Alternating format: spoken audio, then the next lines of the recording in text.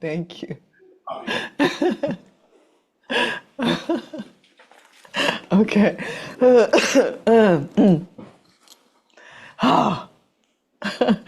Whew. Okay. All right. Lesson 23.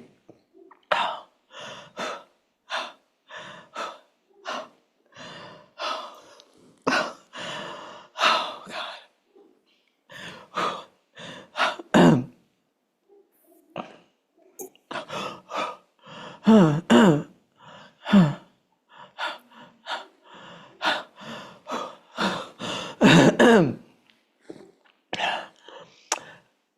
God.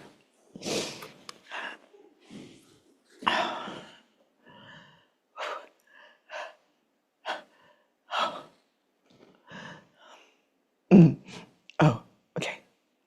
Oh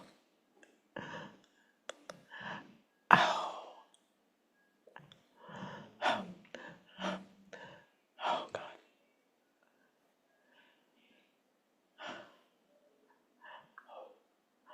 Oh God.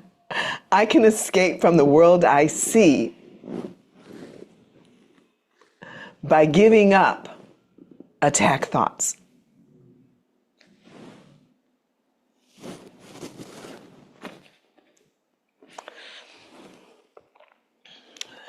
The idea for today contains the only way out of fear that will succeed. Nothing else will work. You don't got nothing in you.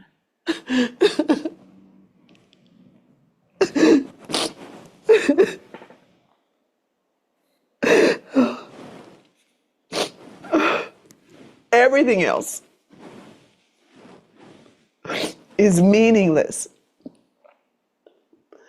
But this way cannot fail. Every thought you have makes up some segment of the world you see. It is with your thoughts. Read that again. Thought you had. Oh. Every thought you have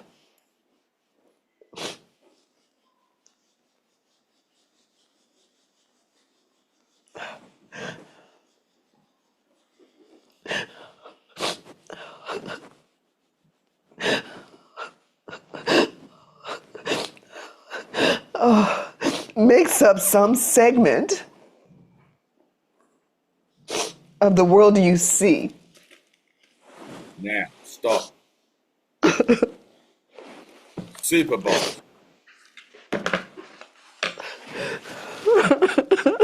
What segment of the world is it that you see there? There's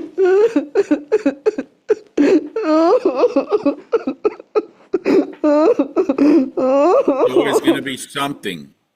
There's always going to be something. And you're either going to deal with it or you avoid it. Dealing with it looks like recognizing it's there, but accepting that it's an illusion.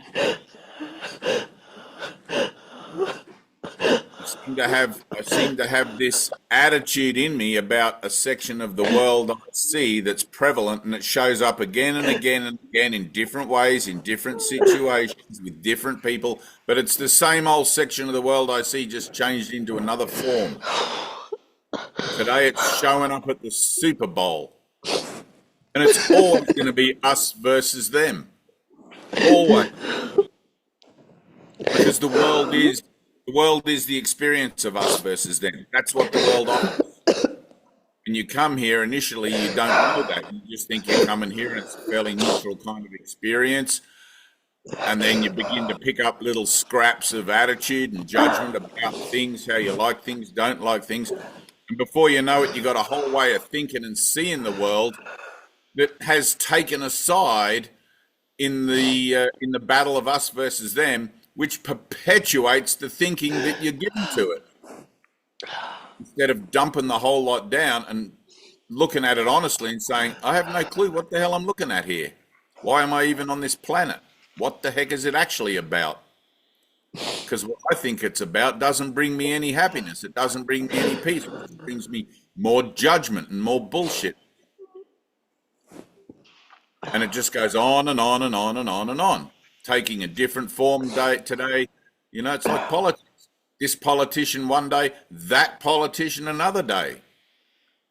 It's like looking at the same statue in the park, but from a different side.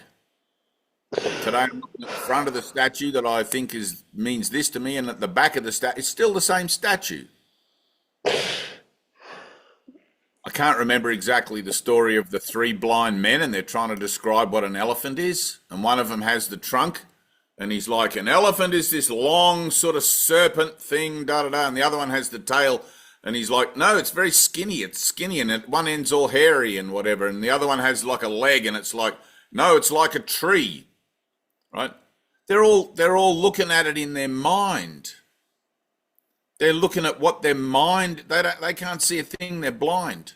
But they're describing the same thing from their own perspective, and that's what the world is. In order to be able to see the world exactly as it is, you've got to dump every perspective about it you've got. Every single one. Because they're all rooted in judgment. Judgment keeps the game alive. Everything out there in the world that you think you want, that you think you have an idea about, can and will hurt you. There's no doubt about it. You're either getting your way or you're not getting your way. If you're getting your way, then there's other people that are trying to make you not get your way. And if you're not getting your way, then there's people telling you should be getting your own way. And it's this perpetual fight to try and establish who you think you are in relationship to everything else that seems to be going on. But the everything else that seems to be going on is constantly changing, which means you never get to rest. You never find peace. You're always in this adjustment of who you think you are based on the world going around you. That's why people move out to a cabin in the woods where they just don't have to deal with this shit anymore. Right? I tried that. I did that for like 3 or 4 years and it didn't work. I realized suddenly in my cabin in the well, it was a tent, but I realized the demons that I was running from were in my head, and then they got worse. I wasn't reacting to the world. I was reacting to my thoughts about the world. And then I started to realize, where the hell are these thoughts coming from?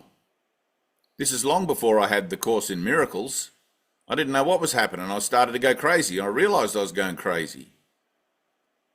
I realized that I was trying to work out where the thoughts in my head are coming from with the thoughts in my head that I didn't know where they were coming from.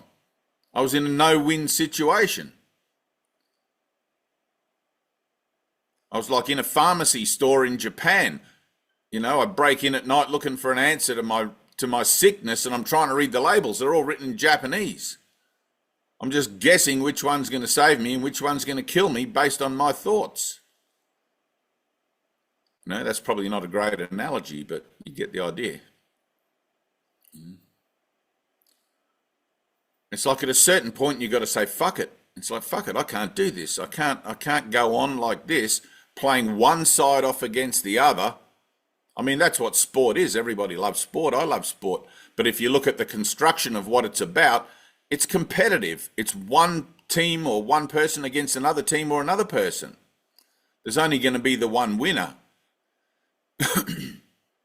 And everyone's got to play their best game to get that one thing. Well, that's what the world is. The world is an experience of scarcity and lack and commodity and resource, which is getting less and less and less and less. Eventually, there's going to be, imagine 50 billion people on the planet with enough resources left for maybe 100 people on the planet. What the hell's going to happen? Everyone's just going to be garroting themselves and hanging themselves from the rafters because there's no point fighting 100 million people. What's the point? We've just nuke the place, come back again. And you don't know that you don't come back again because you don't know the meaning of life. All you've got is your own little limited perspective on it, which is why you have to have an experience of what life is. Where's Max? Doing the, oh, there he is. the 12-step program. So Max is in the 12-step program, right? I was in the 12-step program, which is, it's a fucking excellent spiritual recovery program for alcoholics, drug addicts, whatever. But one of the steps is, having had a spiritual awakening, we attempt to carry this message to others, right? I think that's the 12th step, actually, the last That's one. right. That's right. Right? But you have to have the spiritual awakening, right? There's no point knocking on your brother's door who's addicted to alcohol and telling him, hey, let me tell you about the 12-step program because it's great for me, if you haven't had the experience, if you haven't had the awakening. Because you're just like the blind leading the blind. What are you actually offering? Just a bunch of rhetoric. Just a bunch of stuff that sounds good on paper. You know, the goal has to be, the purpose has to be experience, experience, experience. You need an experience. Right? When Jesus says, be still and know that I'm God, that's what he's talking about. You got to know it, not just theorize it in your thoughts. Because then you'll theorize it again in your thoughts tomorrow with a different angle to it. What if God isn't like this? What if God is something else? And what if this is all a load of rubbish and I'm just going down another twisty rabbit hole to nowhere? You know? But once you have an experience, once you step outside your physical parameters, your body, have an out of body, out of the world experience like that, a revelation, like read the Bible. You know, you look in the Bible and it's like all the stories in the Bible, they're sort of hard to put into context. It's like, what the hell, how does this fit into my life? But when you actually read the stories literally rather than rhetorically or figuratively, you know, like there's people in those stories that are having divine experiences of union with God and angels and all sorts of stuff. That's what you want. It's like Colin, who nearly vaped out. Did you vape out yet, Colin? No. Not yet. Push. Stay in the ice longer. You know, the mind is conditioned to believe that only what it sees, hears, and smells and touches is real. Right? Now, without any kind of experience to the contrary of that, I mean, you know, people say they see ghosts and all these sorts of things and other weird stuff, right? There's all of that. But without any profound sort of shift in consciousness, that's all you can believe in because you don't have another reference. You just have these stuff called faith and hope and trust and belief, and maybe there is, maybe there isn't. And you kind of sort of jostle your way through life thinking maybe. And there's got to be a point in your life where the maybes run out, where you want to know. There's got to be a point where you've had enough of the world, you've seen what it offers, and you want something else, even though you don't know what it is you want. Right? And that's where the opening in your mind happens. That's where the opening in your consciousness happens, where you tell yourself, I want something else, and then you refuse to define what it is that you want. You just leave it open. You let the universe provide it. You let God provide it, whatever. Okay, so there's a collapse of your thought system, which is healthy, it's good. That has to happen. You've got to let it all fall into a heap, like Tina's laundry. And then there's the rebuilding. It's like a phoenix coming out of the ashes. You have to be born again. So your old life, you have to be done with it. You have to see that there's not even one grain of sand there that you want. There's nothing left. You see that everything's the same statue from a different side, the same elephant from a different perspective. At a certain point in my life, I realized I didn't know the meaning of life. And that was, a lot of people have that realization, I think. I don't know what the meaning of life is. And you kind of like flip it off because you tell yourself, oh, well, nobody knows. You find out when you die. But I didn't want to settle for that. What if I didn't like what I found out when I died? Maybe there was a way to find out while I'm still here kicking and screaming. And it wasn't long after that that all kinds of different spiritual people with different ideas started coming into my life, and I'd sort of have meetings with people, and my whole life changed. I went from being a guy that worked with sheep and cattle and driving trucks and doing manual labor and stuff to this kind of weird hippie sort of version of myself that just left all that behind and went in search of some ultimate truth. And if you had to ask me back in the days where I was marking sheep and droving cattle and stuff like that, I would have said, nah, that's not my kind of life. That's weird. But you've got to be prepared to step into that weird space where what is weird? Going along with the crowd until I just die at the end and hope that I'll find out and maybe there is a pearly gates and maybe I will get in or maybe I won't get in. What kind of game of craps is that? So the Course in Miracles always brings you back to the here and the now. It brings you back to this place. Do you want it? Do you want to know? Do you want to remember your father? Do you want an experience? And you're always saying, yes, but I've got bills to pay. I've got children to feed. I've got other stuff to do. What if I have an experience like Dave and it totally bakes my brain and I'm no good to anyone for 6 years? Well, then that'll happen too, and something else miraculous will happen to look after your kids, pay your bills. I always say Jesus pays the bills. I let go to that extent. I don't know how I'm going to pay my bills. I'm getting too old to go out and dig trenches and drive trucks anymore, like my body. Could if I had to, but there's got to be a better way, right? And that's what Jesus is saying. There's a better way. Live in faith. Learn to live in faith. And it's always going to take you right up to that 11th hour or the 12th hour, whatever that saying is. You're going to be praying and praying and praying. And then on one hand, you got your prayers and saying to yourself that you want to live in faith. And on the other hand, you got the situation pressing on you to pay your bills and look after your kids and whatever else. And it's like, well, do I compromise? Do I go out and do what I think I can do because God doesn't seem to be helping me, or do I just push it right to the limit? Right? It's like the story of Job. You want to learn about faith, read the story of Job. It's like just incredible. That guy gets every kind of disease and every kind of hardship and everything happening, and he still keeps his faith. And God rewards him. Exactly like when I went through my cancer and I said no to chemotherapy and everything else. God rewarded me. But I had so many doubts along that journey. I had so many doubts on that way of faith. One of my doubts was, maybe this isn't something that God can heal me from.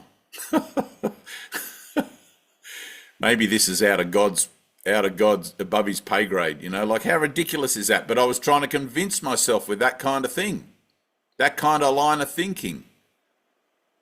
And I had to keep bringing myself back. No, that's not how faith works. Faith is its own reward, and I have to have faith, even if it means the end of my body, the end of this life. That was always going to happen at some point, so what the heck? What have I got to lose? At least if I have faith, I'll know if that works or not, if I see this through to its logical conclusion. At least I'll have information about it. And that was kind of a funny line of thought as well. But you realize you have no choice. You realize that your experience here is temporary. So what am I going to use my time for? To investigate my life, or just to make as much money as I can so I die with the most toys? Leave it all to my kids, and they'll follow in my footsteps doing the same, And it goes on and on and on and on. Same statue, different side, looking at it. At a certain point, you just say, no, I'm done. I can't do this anymore. I can't do it. I want something else. I'm tired of seeing myself this way. I need an experience that shows me how God sees me. I want to see myself through the vision of Christ by seeing my brothers that way. I don't want to see one side of the football team or the other side of the football team. I don't want to see this person versus that person. I don't want to see any of those opposites. I can still enjoy the game, but it means that I'm rooting for whoever wins. It kind of takes away that sort of disappointment when your team loses, and it doesn't really mean so much when your team that you would have once chosen wins. You'd be like, oh, that's cool. That was a great game. And you actually enjoy the game for the sportsmanship of it rather than sitting there with a vested interest, completely being opposed to whatever else is going on, the losing side.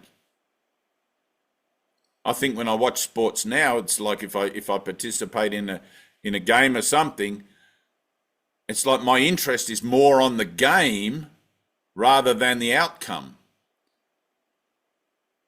And it makes it more alive. It's like when you watch a boxing match, and what is it lately? The guys that really belt the crap out of each other, kickboxing and whatever, like in the octagon or whatever. They wear virtually no gloves. They have these little knuckle things. It's almost bare knuckle. MMA. MMA, that's the one, yeah. You watch those guys go and they tell you at the start, they say this guy's done judo and this guy's done floor wrestling and this guy's done whatever, and they give you the credentials of all these guys, and like literally I don't know who any of these guys are. They're just random blokes that turn up to win the belt. But it's like when you watch them and if you can step back from the violence and the whatever and however you might feel about it, and you see their moves, you're like, it doesn't matter which one. It's like, this guy, man, did you see that kick? And then did you see that guy block that punch? That was some fast hands, And you kind of get involved in the game as a neutral observer, but you enjoy the hell out of it. You're not just going for one guy and missing the things from the other guy because you're not biased, right? When your mind is biased and when you've chosen a side and when you're looking at only one kind of potential outcome for any given situation, you're missing the opportunities that life is presenting on the other side of the field. Right? People these days call that, oh, I'm sabotaging my own possibilities. Well, that's how you sabotage your own possibilities in life, by seeing only one side of what life is actually presenting. Because you've got a vested interest. You've judged it to be, this is my team and those guys suck. So you don't actually ever fully connect to, and like in hindsight, someone will say, yeah, but did you see that touchdown and you'll be like, yeah, well, okay, I'll give it to you. That was a good touchdown. But you weren't there in the moment with that touchdown. You were too busy going, no, no, no. And missing the actual what was going on, right? Part of your mind was still living in hope and living in denial and living in everything else rather than being completely open-minded. That transfers to everything across the board, every relationship you find yourself in. Every single relationship in life. When you can walk around that statue and just appreciate the craftsmanship of the statue rather than trying to tell yourself it looks better from this side or this angle or whatever, you're appreciating the life and the effort and the energy that went into making that statue for whatever it is to anybody. It's a whole experience you're having rather than something that's tethered to a certain perspective because of your preferences. It's called being narrow-minded in the old book. Oh, that person's narrow-minded. They don't have an open mind to the whole picture. Right? People that are narrow-minded in life never really get very far. People that are open-minded and open to change and open to possibilities and the door of opportunity, no matter how it looks, they can walk through that door, even if it looks like they've got to swallow their pride and humble their pride and take a step in a direction that normally they wouldn't go. So when you hear the voice for Jesus speaking to you and he says, I want you to go in this direction, and it brings up fear, right? Your natural response is, I don't want to go in that direction because I'm sensing a fearful confrontation with someone or something there. Right? That's the action of mind. I don't want to walk into fear. I don't want to go into a fearful situation. But literally, this is a journey into fear. This is a confrontation with your own limitation, with your own self-judgment, with your own self-hatred and, all of that stuff, and doing it anyway. Because there's a realization, oh, I don't know the meaning of life, so what the hell am I going to be afraid of? It was all going to end at some point, so what have I got to lose? I have a beautiful friend, he's a Native American guy, and He always comes up with these little Native American sayings as he's offering in our spiritual discussions and stuff. Unknown caller. Hang on, I just better take this call. Yeah. Hang on a sec. Hello. It is. Oh, very, very good. Thank you. No, I sent an email to you guys yesterday. He's been in hospital. He has a broken back. So if we can postpone it, he's actually broken one of the vertebrae in his spine. So yep.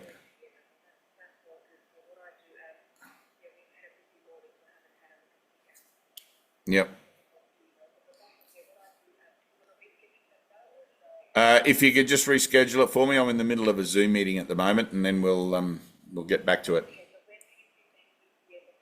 I'll call you after I'm done here. Okay. Thanks very much. Thank you. Bye. Right. So there we go. The stories of time and space, never ending. So you're always looking at it. You're always looking at both sides of the field. But unless you realize that you have preferences, and unless you realize that you're biased in one way or another, which is what racism is, it's what bigotry is, it's what all of those isms are, right? Unless you realize you got that in you, you can't deal with it, right? And it's not that it's in you in truth, because you're perfect. You're a child of God. You don't have it in you. It's just like lint. It's like something that sticks to your clothes. It's like an idea. You picked it up and you can let it go. As simply as that. It's a choice. It's a decision. And it's not until you actually let it go that you will realize how much it's been affecting your life. You can't realize it from within the framework of the effect, because you're still trying to work it out with your thoughts that don't understand, with your thoughts that don't recognize it. You've got to let it go first. You've got to take the leap of faith first, and then God catches you. When God catches you, then you understand what God is again for a second. It's like, oh shit, I see what love actually is. But all of my judgments have been hiding my love from myself as being this unconditional offering that I'm giving to my world, and it's been conditional all along. And I've been telling myself, where has love gone in my life? Maybe I'll fall in love again one day, and then I'll remember what love is, because maybe love is what I'm actually want. Does that make sense? Right. But you can't have partial love. It's all or nothing. If you want to know yourself as love, as God sees you, you've got to love unconditionally. You've got to step out of that framework and out of that box where you feel supported by people who pat you on the back for your preferences and your opinions, and just say, you know what, I'm done with this. Even if they all run away from you and leave you behind, which they will. Most people are prepared to follow the crowd. There's not many people that want to be a trailblazer and step out from the crowd and just go, you know what, I'm going to find my own way. Thanks all the same. But somewhere in your heart, somewhere in your mind, you know that's what you want to do. But it's all the witnesses are against you. It's like the Truman Show. At a certain point in the Truman Show, he knew he had to confront his fear. And everybody in his neighborhood, his wife, his boss, everybody in the game, in the thing, tried to convince him not to do that. They were his witnesses to fear. But in the end, despite that the whole town was out looking for him, he managed to escape and to confront his fears. The whole town what the hell were they going to do? The whole town's looking for him because they're worried about him. That's an unnatural response for just one person. And, you know, like, if you haven't seen the movie, watch it. It's the most incredible movie, The Truman Show. It's like, but that's literally the human condition. It's the story of the human experience.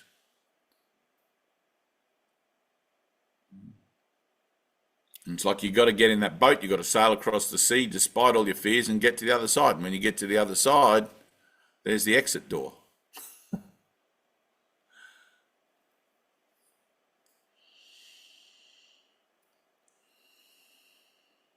There's no racism in you.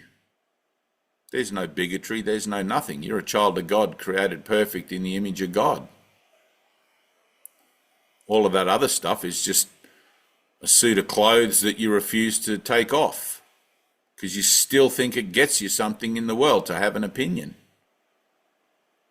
All it gets you is more of the same. And when you're tired of it, you'll dump down that suit of clothes and just, like St. Francis, gave his dad back everything he ever gave him and walked out of the village completely naked in front of the whole village. I don't want any of this shit. You people are all crazy. I'm going to find my own way.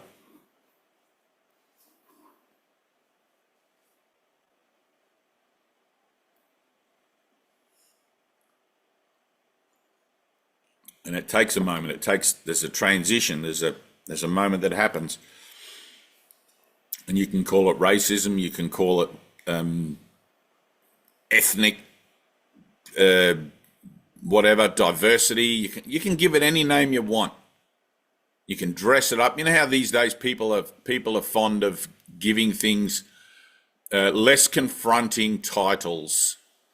I was on the phone on hold to somebody the other day, and some government agency, and the recording said a personal specialist, something will be with you in a minute. You know, there was like 6 things to this title. I thought, can't you just say the operator? The operator will be with you in a moment, like the person on the other end of the phone. It's such this sterile kind of thing, so that it's not offensive to people. It's like, fuck that. Let me be offended. That's part of the experience of my humanness. Let me be completely offended and offensive. I'm not here to do anyone any favors, and I'm not here to avoid anything. I remember I had to tell this guy, right? So we're doing a Course in Miracle studies down in Tilba. There's about a dozen people in the group, and the lady that has the house that's facilitating the meeting space comes to me in private before the group, and she says, this guy's going to turn up at the group today, as he did every time we had the group. And she said, I'm pretty sure he's not here for the group. He's here because he's got a crush on me, and he wants to get closer to me, and he feels like it's some sort of doorway in. And as soon as she said that, I saw it. I saw his devotion. His devotion wasn't really truly like everybody else's devotion. He had a different kind of thing about him. And I thought, oh shit, this guy's nearly 7 foot tall, and he's got hands as big as dinner plates. You know, he's a foot taller than me. And I knew I had to make the confrontation with him.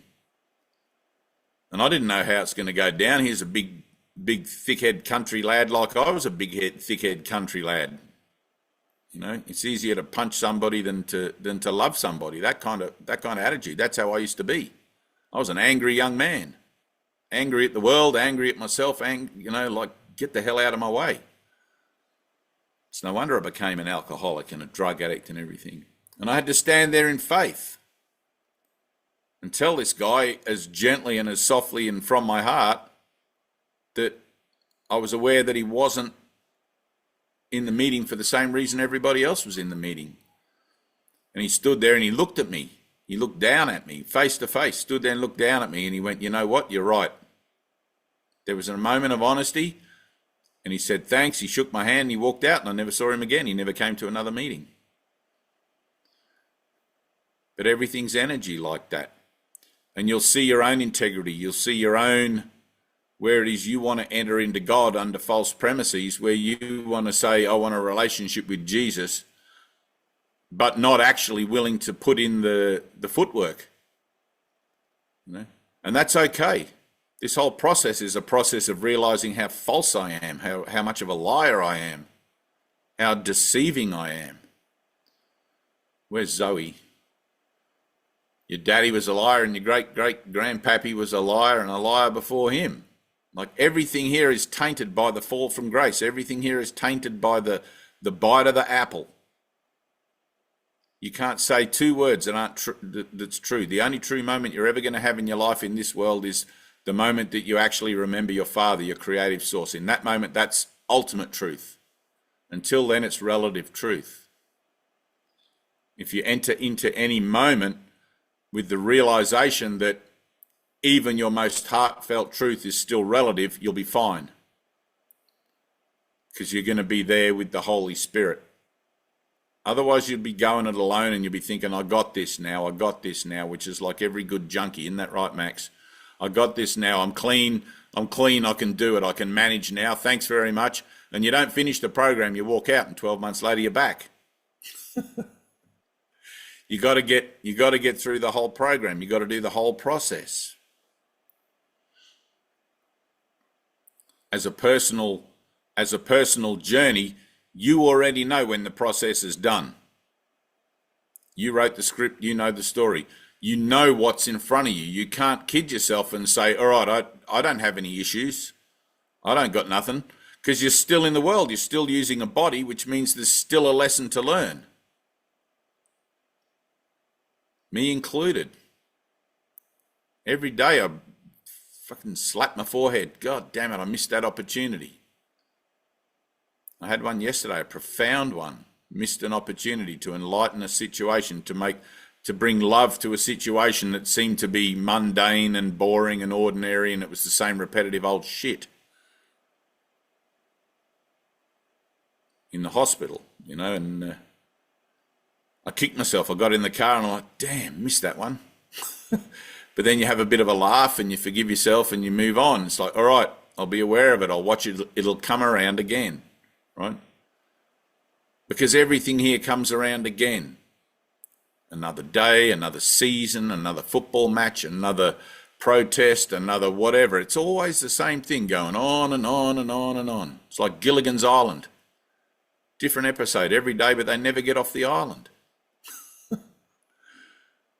At a certain point, you think to yourself, maybe I don't want to get off the island. Obviously, if I've had 500 opportunities and I've missed every one, maybe there's something in me that's really not being honest about my attempts to get off the island. And that's what you're looking for. That's the honesty you need to find.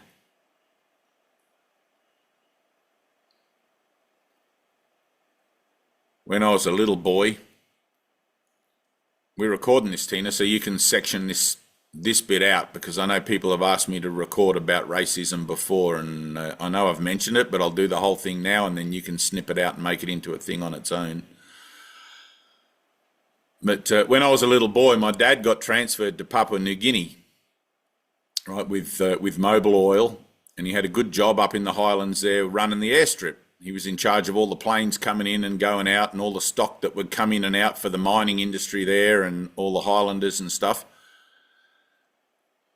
And in those days, racism wasn't really like how it is today, because we'd just come out of, or not just come out of, but we'd been through World War II, right? My dad was sort of around at the end of World War II. And the Australia-Papua New Guinea alliance was strong. It was a good thing, right? So the population of Papua New Guinea is predominantly black islander population and very few white people in those days, right? So after the war, it was realised that there was a necessity for a greater infrastructure in Papua New Guinea, because it helped to defend Australian borders as well from the Japanese, etc. in the case of World War II. So industry shot ahead in New Guinea. Dad got transferred. And my brother and I went to Ella Beach Primary School. Right? We were perhaps, I think, the only two white kids in the school of about 100 kids. It was a small school. It was right on the beach. And when you're a little kid, 6 years old, you have no clue about racism. You don't know any of that stuff. You have to be taught about it, right? You don't know anything. I remember going to school, and I remember the early days of that school. We were only there for a year. Dad got transferred for a year to set up the airstrip. And the kids would come up to me, and because I had straight blonde hair, they'd pull my hair and they'd touch my skin as anybody would. And I remember touching their skin and feeling their hair. And New Guinean people have the tightest ringlets of any race on the planet, any ethnicity on the planet. It's crazy hair, right? So, and it was, I remember it there being this natural interest. It was just like kids exploring and just touching each other. And it's like, oh yeah, you're this and I'm that and whatever. And that went on for a little while. And then I'm guessing because they would have gone home to their parents and said, hey, there's 2 white kids in our school. There would have been other parents there with attitude about white people. And those kids over time started to poke and punch and pull my hair, and I was ostracized from the general population of everybody at school. And I found myself at lunchtime sitting on a bench in the playground. Everybody else would play and I was no longer included in any kind of games or anything. And I didn't know why.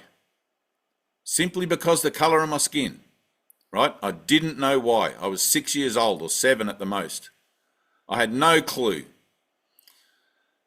Anyway, one day I come home with some bruises and stuff, and Mum pulled me out of the school. She goes, I don't know what's going on there, but we're not having you in that school anymore. You're getting into trouble. Anyway, Dad's 12 months at Papua New Guinea ran out, and we came back to Australia, lived in Melbourne, and life went on. When I got older and started to become self-aware, and Australia's a very multicultural country. We got every kind of people here, right? Everybody. You walk down the street anywhere, there's every race of people you can imagine, pretty much, right? And nobody cares. Like, everybody just gets on. And, well, some people's cares maybe, but mostly everybody gets on.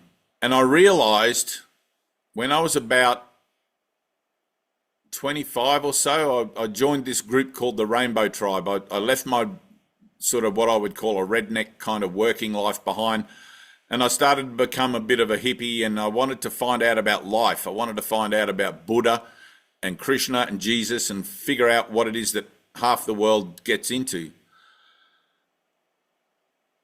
And it started to bring stuff up in me, and I realized that I had a feeling about if I would walk down the street and black people was around, that it would make me feel a certain way. I'd start to feel somewhat threatened.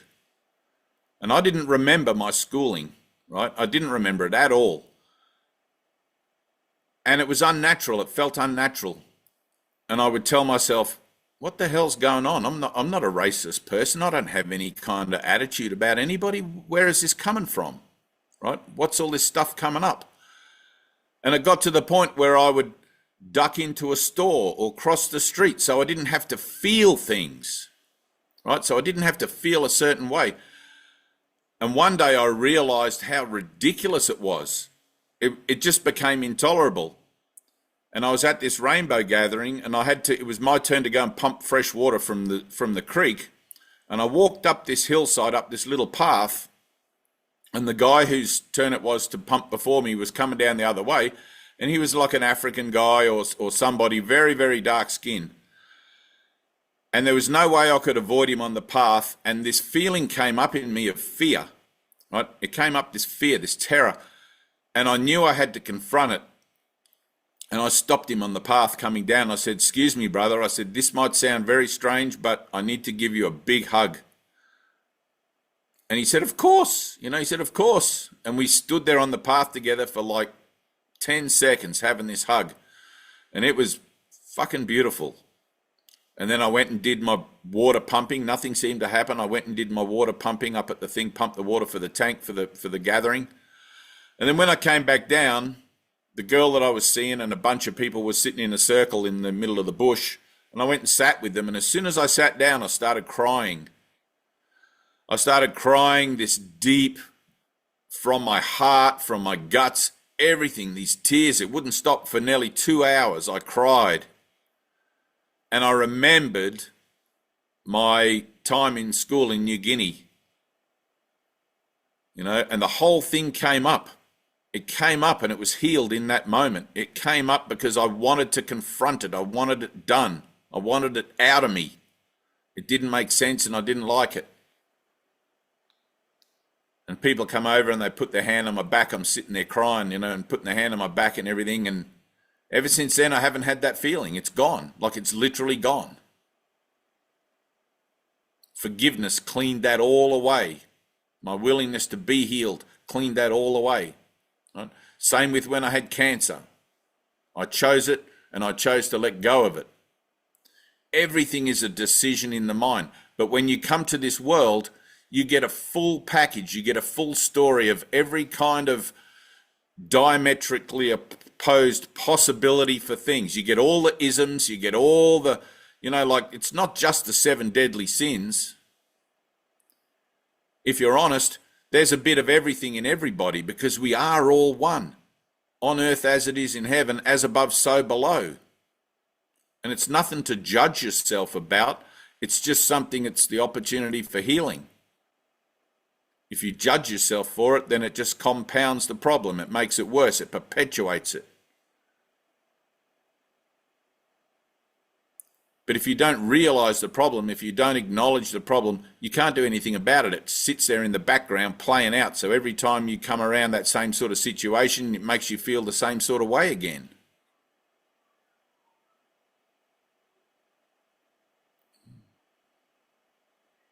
Tina and I were talking just before the Zoom started about they're taking down the end racism sign or something at the Super Bowl, or whatever the banner, or something. Is it a banner? And it's like, to me, that's the best thing ever. That's the best thing ever. Because you only got to have that word up there in people's faces, and it perpetuates it. All of a sudden, everybody's reminded what racism is, and it brings it up again. At a certain point, you just got to let it go. You just got to let it go. Let it go and make that decision and cross that threshold. The only thing that perpetuates racism is keeping on talking about it, keeping on explaining it, keeping on going through the whole thing of avoiding it and trying to fix it. You can't fix it. You just got to let it go. The purpose of the world is to continue to offer the problems that it presents. It's like, all right, well, I want a new purpose. My purpose is love. My purpose is forgiveness. My purpose is the release of all of my attachments to the world, even if they're backwards attachments, negative attachments. Because people can love being sick. People can love being judgmental. People can love all of that stuff, as well as hate it. You got to have both sides, the yin and the yang. I don't want the yin and I don't want the yang either. I just want to see the Christ in my brother. This whole world, this whole sick game of death, it's already been atoned for by Jesus. All I got to do is accept that. That's it, my one job, my one thing. When I accept that, I'll experience what life actually is. I'll experience spiritual truth as it is, not what I think it is. Lesson 10 in Course in Miracles. My thoughts do not mean anything. If you don't know the meaning of life, if you can't tell yourself what the meaning of life is and be completely satisfied with that, then you're still looking at your own thoughts. I don't want my thoughts. I want God to tell me the meaning of life. I want Jesus to tell me the meaning of life directly, to my face, in my mind, whatever. I'm tired of trying to work it all out for myself. In Buddhism, it's like surrender. There's this total point of surrender where you just can't go on anymore. You reach a point. It's like when people become suicidal. There's a certain point where becoming suicidal and committing suicide, it's two separate things.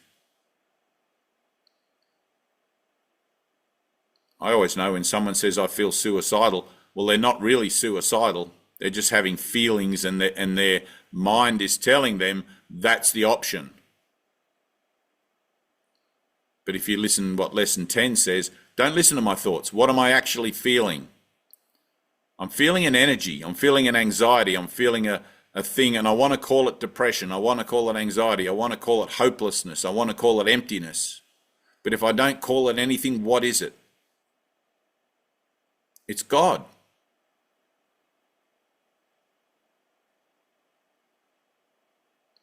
I'm feeling the stirring of God's strength in me. My ego is going to tell me it doesn't like that. I don't like this feeling. What is it? I can't control it. I feel like I'm going out of control. I'm going crazy. I feel like all sorts of stuff. Good. Let that happen.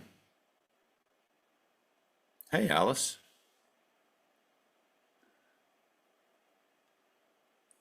You can't control it. The whole reason anyone anywhere in the world has any kind of problem anytime is because they're trying to control a narrative, trying to control something, have an opinion or a judgment. If you could live your life without judgment, without any opinion, just as an observer, I'm just passing through in the world but not of it, you'd be completely happy all the time. Isn't that right, Alice?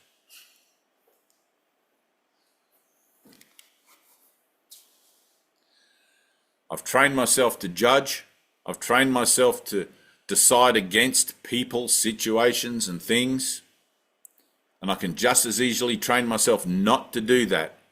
And all of the things that are reminding me that I've judged and that my judgments were once worthy, I don't need those things anymore. I don't need to be told to end racism. I don't need to be told to end bigotry. The need to be told of it is the actual denial of actually getting on and doing it. I'm either about my Father's business, or I'm still talking about it. If I'm still talking about it, I'm not about it.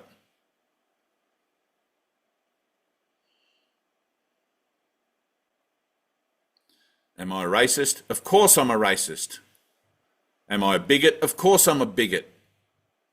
I'm one with everything in the world. If I react to it, it's mine. If I have a reaction to it, I've got to deal with it, because where am I reacting? In my own mind. That's where I'm reacting, in my thoughts. Do I enjoy having those thoughts in my head? Hell no. Or maybe I do. Maybe I am completely batshit crazy and I enjoy it. But at a certain point, you realize you don't enjoy it. You don't want it anymore. You're done with this journey, this Disneyland of time and space. You've gone on all the rides. You've eaten all the crappy food. You've bought all the souvenir bags, and you know they're full of rubbish. There's nothing in there. Now what? Get out of Disneyland. You don't go around putting up signs that says get out of Disneyland. You just get out of Disneyland. Does that make sense? No. Dave, can I just ask something? Yeah. So please tell me the difference between transcendence and transformation in situations like this. I know you said it before. Yep. But can you? Yeah. All right. So transformation is realizing the personal point of responsibility that you have for your own healing, right? And being about it, which is the letting go. Okay. Okay. It's the actual letting go. Right? You know that Bob Newhart clip where Yes, I do, but I can't do that. But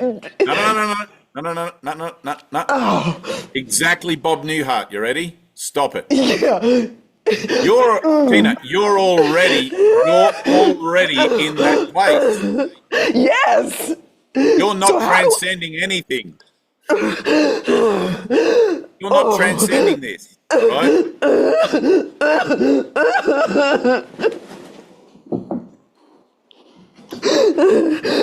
Now give it to God. Give it to God.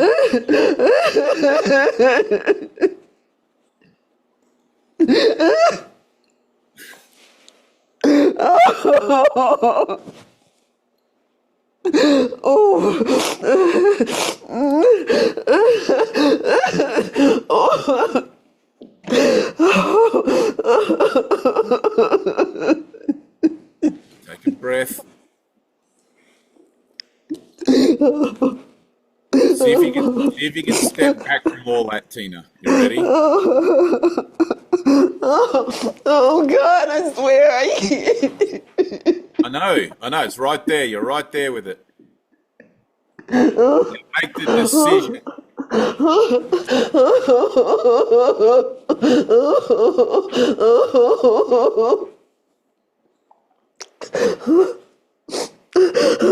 Oh fuck. Let me tell you something, right? And you can say I'm right or wrong, right? When you walk down the street and somebody says something to you like, get out of the way, fatty, or they give you a little insult, right? A little insult, you can just go, and brush it off. Most of the time, it's water off a duck's back. You don't care. If that person is a friend of yours or someone that you work with or whatever, it may have more emotional impact. If the insult comes from a long generational build-up and a national awareness, which is what you're dealing with, right? A whole thing. You've got a whole package. It's going to be harder to let go. It's going to be harder for you to just say, that doesn't worry me, I'll let that go. Right? And that's what I feel like you're asking me to do. And that's what I feel like you're asking me to do. That's what I feel like you're asking me to do. It's no big deal. Ready? Now let it go. Let it go. Oh, fuck. Let it go. That's easy for the white guy to say. That's easy for the white guy to say. That's easy for the white guy to say. That's easy for the white guy to say. Right. What do you want me to say? Hang on to it. Just No. hold on to it. Hold on to it. That's your choice. You either want to hold on to it or you want to let it go. It's your decision, not mine.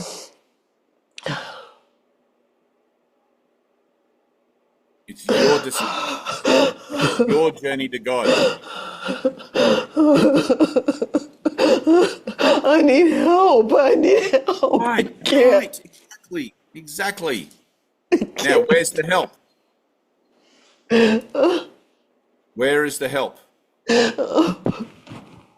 Exactly.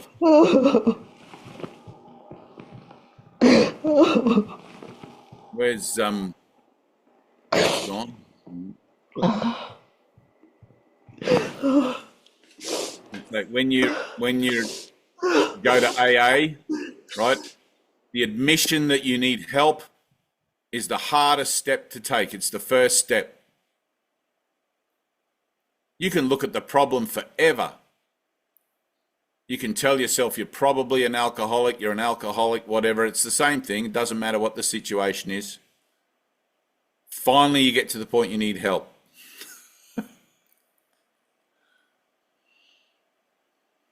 That's your first step in letting go.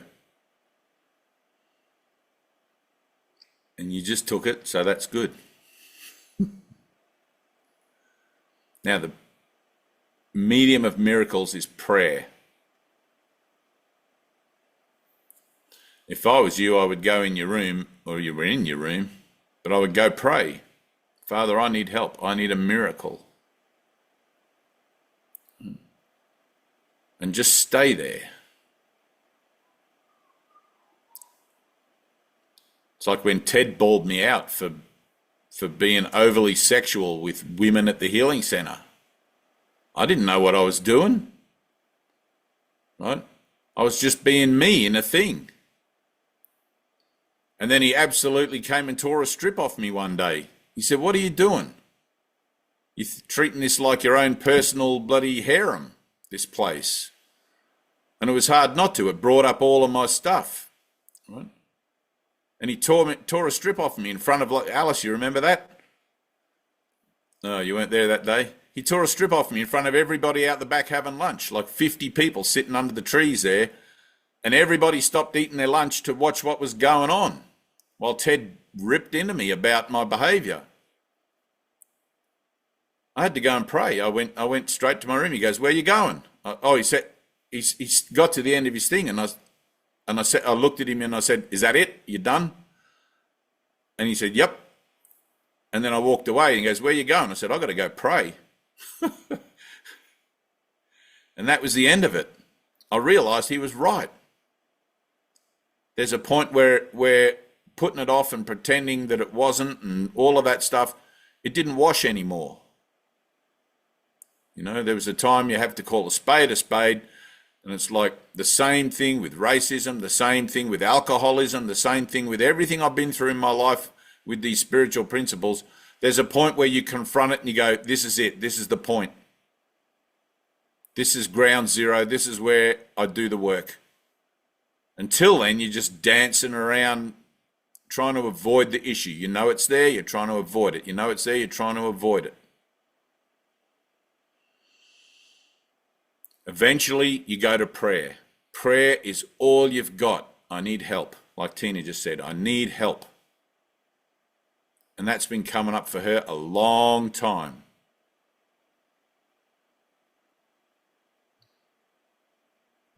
When you have an experience outside of this world, you don't get to take this body and this skin with you.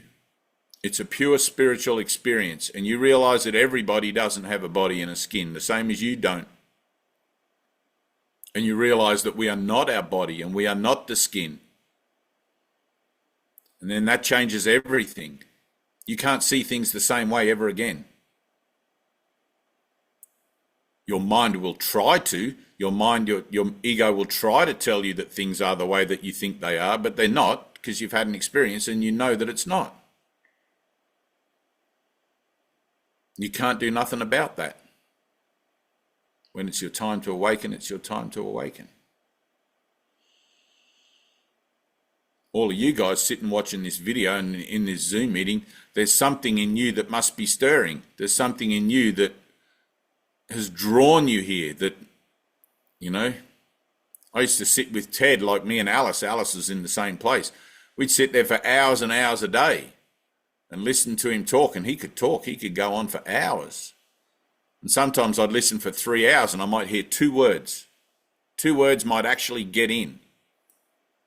But those 2 words did more to change my way of seeing myself and seeing the world than 3 hours worth of sitting there, you know, absorbing nothing. So I would sit there. I'd sit there every day, even if I only heard 2 words, because I realized if I walked back out that door into the world without those 2 words, that the world could still affect me, that I was still vulnerable, that I was still empty.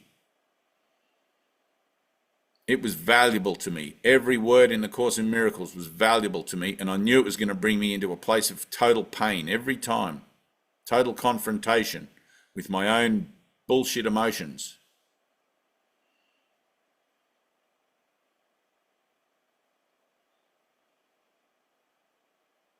But you don't know your own shadow.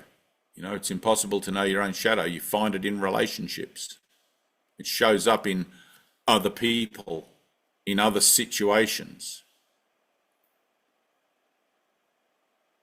That's why relationships are learning tools. Relationships are useful. Relationships are incredibly helpful. You get into a relationship with somebody, and then the next thing you know, there's a honeymoon period. It's all great. Everything's perfect, and the other person can't put a foot wrong. And after a while, familiarity breeds contempt, and you start to see in that other person, oh, well, that annoys me.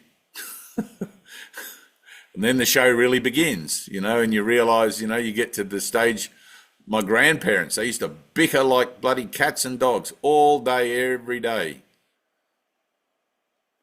All they had was shouting at each other and calling each other names, silly old cow, and, you know, all of this sort of stuff.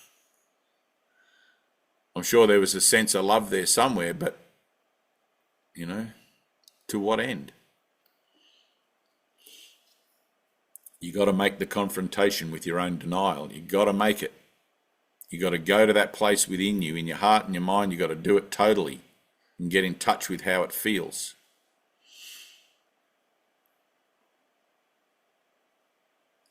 Some of the biggest catalysts I've had for healing in my life have been, I remember when my girlfriend left me, my first ever girlfriend. I was so excited about her because I was 16 or 17, never had a girlfriend before. We went out for 2 years. And then all of a sudden some other guy came along and she was gone. And there was this huge hole. And I didn't know how to deal with it.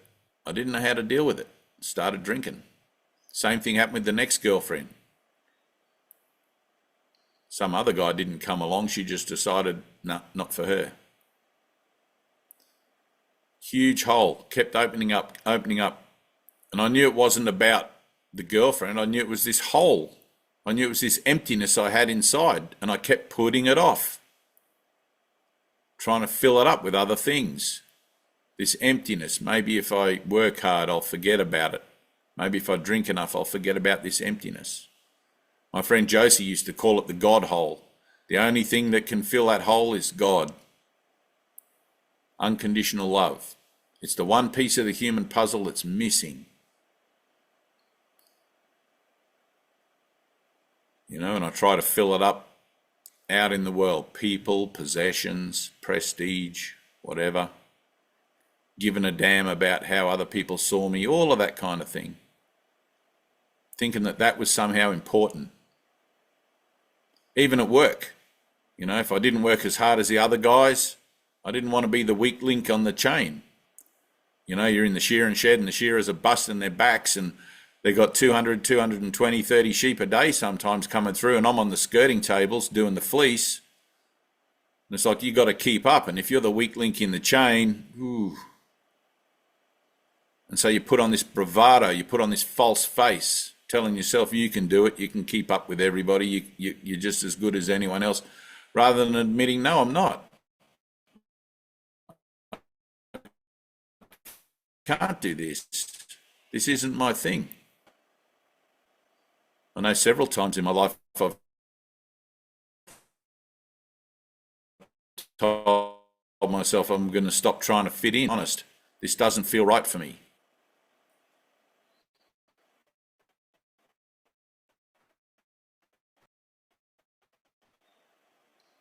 I quit. And you do that, and you do that, and you do that.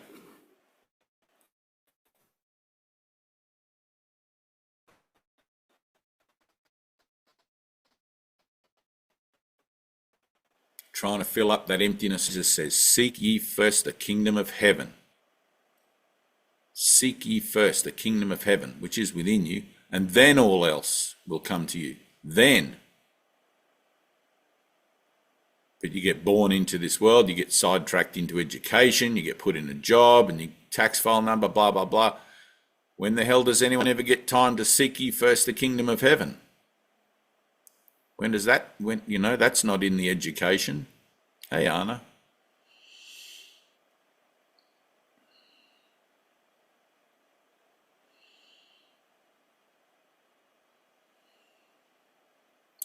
I look at guys like Zoe there, who's only young, and Colin, where's Colin gone? Down there, only young.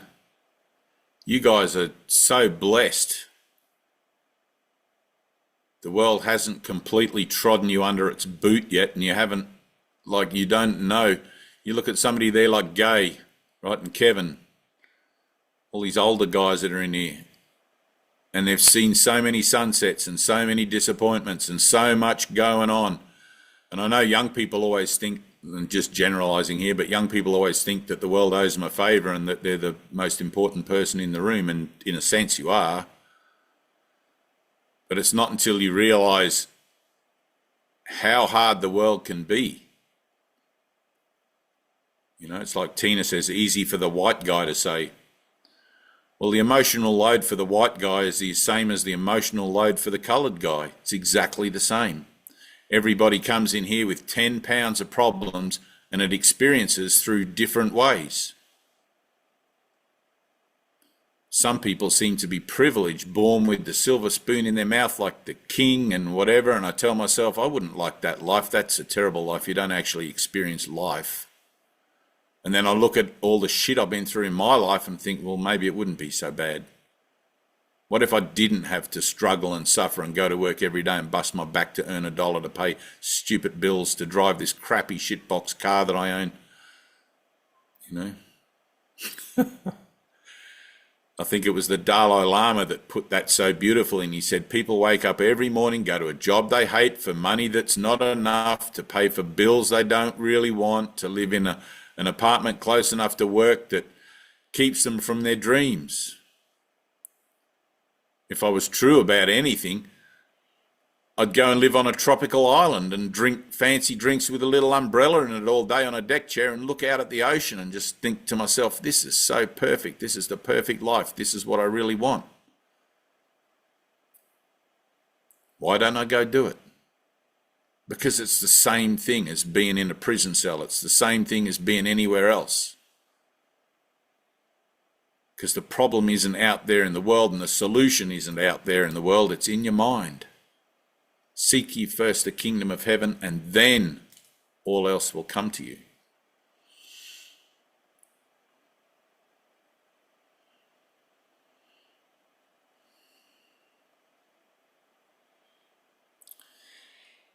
When you get to 30 years old, Colin, you're going to look back and you're going to be glad you put in this work.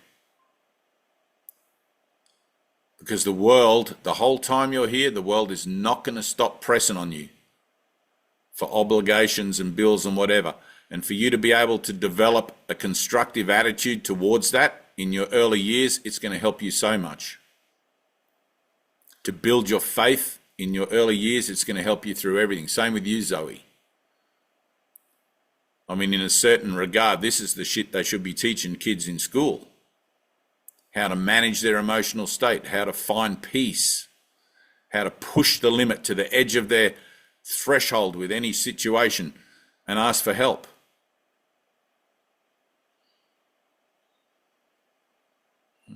There is a God. It's a fact. God is a fact. God is love. Unconditional love. But you've got to invite God into your heart. You got free will. You're here as a use of free will that is miscreative. You're here to experience separation from God. It's like, oh, that's why everything's so shit. I'm in an experience of separation from God. And you'll have many incarnations. You'll be the rich person, the poor person, the black person, the white person. You'll be the saint or the prostitute. Again and again and again. Whether you believe in that or not doesn't matter. You will. I've experienced it for myself, and I know that it's true, as much as I know that sitting here talking now seems to be true, seems to be a real thing. Jesus says in the Course, reincarnation is not real in any regard, right? But the world is not real either, but yet we still seem to find ourselves here, in this world or in another world. And when he says, what's 10,000 years, for they have come? Why would he say what's 10? I'm not going to live for 10,000 years. He must be talking about me being here for 10,000 years in other lifetimes, in other experiences of myself. It's the only way I can make sense of it. Plus, with what's happened to me, it's the only way I can make sense of it. And I did think I was going crazy for a long time. I did think I was losing my mind for a long time, because I started to see behind the curtain, behind the veil. Things weren't the way I thought they were. I had an experience of union with God. I had an experience of being where my teacher Ted is now, and other experiences that weren't nothing to do with this world. And it had nothing to do with drugs. It had nothing to do with mind altering anything. It was natural. It just happened.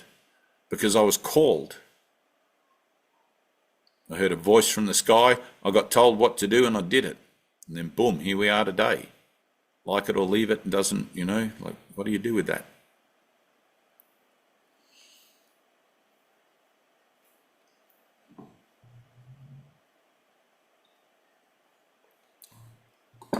Jesus says that the road to heaven is hard and steep, and there are few who are found on that path.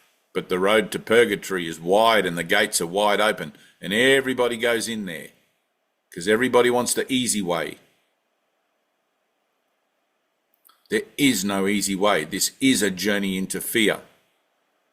This is where you make the confrontation. And eventually you get to the point where you're in the confrontation and you ask for help. Until then, you're just looking at it. And it doesn't matter what context you're looking at it in. Look at your life. Look at your own individual life. What is the things that upsets me? Let me confront that. Not out there in the world, because that will only perpetuate it. An eye for an eye makes the whole world blind, says Gandhi. But let me confront it in me. Let me confront it where it really is, in my thoughts, living rent-free in my head, driving me crazy every day.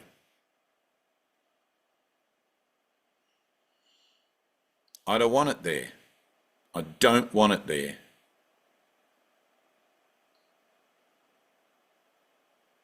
And that's where you draw your circle.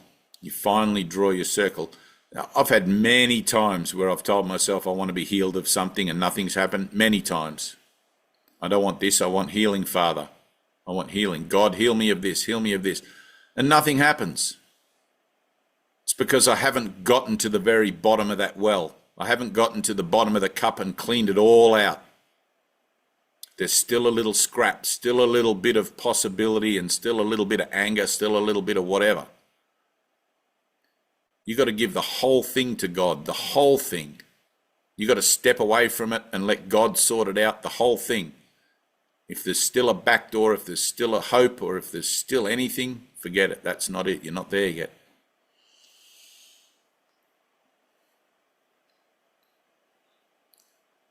It's kind of funny when you see it, because like Jesus says, there'll be wailing and gnashing of teeth and wailing. There will be.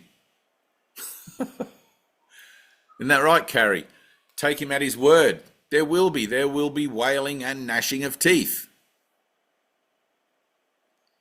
Ramana Maharshi once said that enlightenment is like trying to squeeze an elephant into a matchbox. Trying to squeeze an elephant into a matchbox. Right? You're literally going back through the same energetic portal that you came into this world through.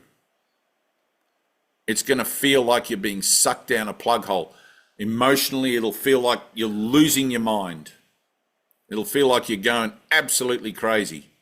That's how you know you're on the right track. Hopefully, you've got some good mind training behind you, and you can step back from it and trust and enjoy the ride. Isn't that right, Anna?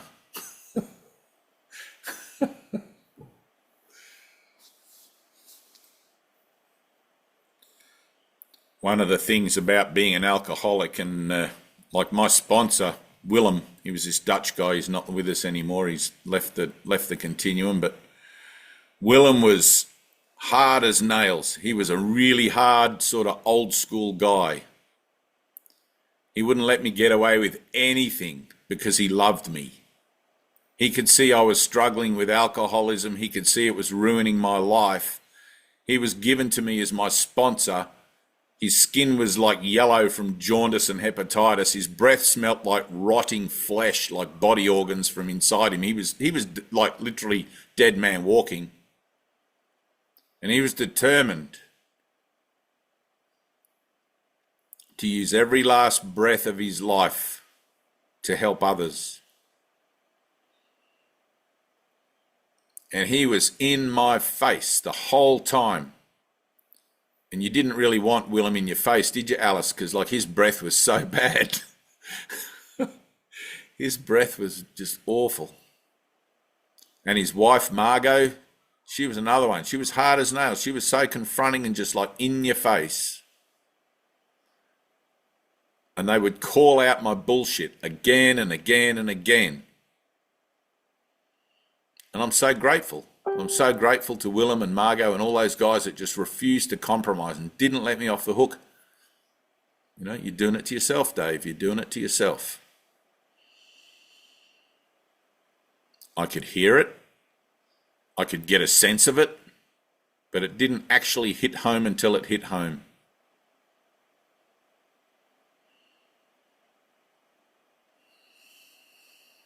Natasha, can you read lesson 1, please?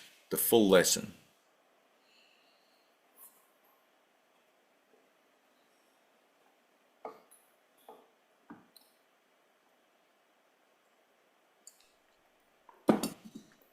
Yep, just finding it. Number 1. Dana, just listen.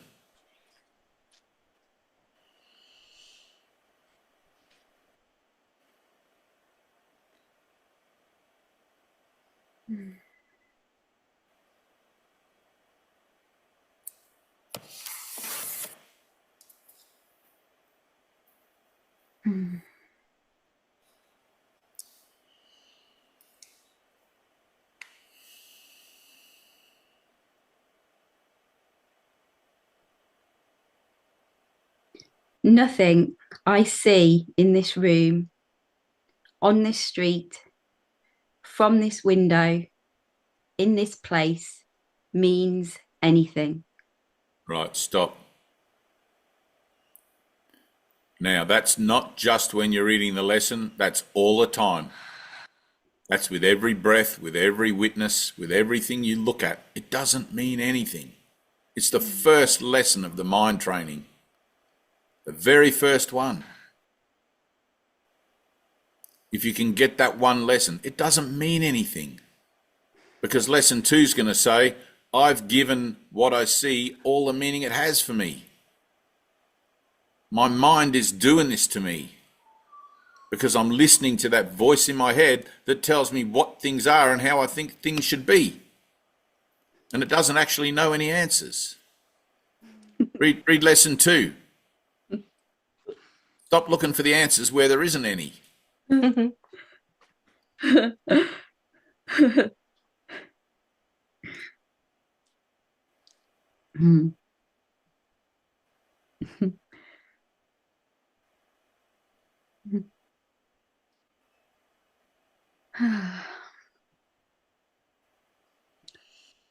I have given everything I see in this room, on this street, from this window, in this place, all the meaning that it has for me.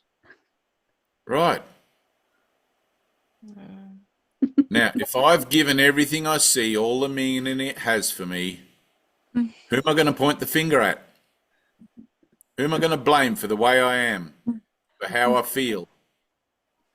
If I've given it all the meaning it has for me. That's Jesus telling me that. He's like sick of waiting for me. He's like, here, look, I'll just give you these lessons. Surely you can't be that stupid. Here's 365 lessons. You're doing this to yourself. You're doing this to yourself. And that's not even the white guy saying that. That's Jesus saying that. Jesus was a black guy, a brown guy, whatever. He would tell you he's not any of that. He would tell you he's the Son of God. He's the Christ, along with you. And he would share that truth with you. What do we do with it? Easy for the white guy to say. That's not what Jesus is saying. Right? I've given it all the meaning it has. Me, finger on the nose, and keep it there. As soon as you take that finger off your nose, you're screwed. Right? Now, where is my world when I take responsibility for it? It's in my mind. Thank you.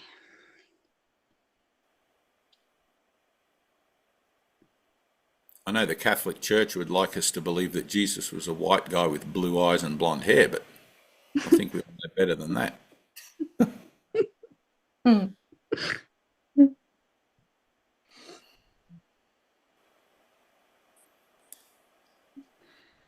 Oh, gosh.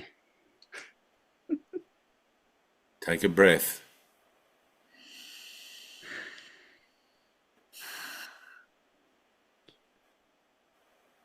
You got to want to be your brother's keeper. You got to want to be a brother in the first place. You got to want to look out into the world and go, I am a brother to everybody, and that's all I want. That's all I want to see it. If I'm shining that light, if I'm holding that candle, I don't care what other people say. Why would I? Other people's going to come up to me. Where'd you get that light? Where'd you get that candle? I want one. You say, here, let me light your candle with my candle. There's some light. Now we both share the light. It's not about our stories. It's about the light. It's not about our history. It's about the light. Right here and right now. There is no such thing as the past. In my thoughts, I can tell myself there is. Yeah, but this happened 200 years ago. This happened 1,000 years ago. And because this happened 1,000 years ago, this justifies how I feel today. What the hell? What kind of nutty kind of stuff is that? Don't you just want to be happy? Wouldn't you rather be happy than right? You know, that's what Jesus is asking. You just want to be happy. Let all that shit go. Just let it go. Realize it's there. Let it go. Mm.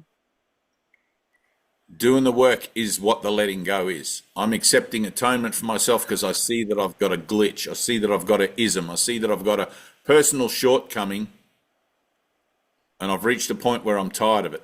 I've reached a point where I'm done with it.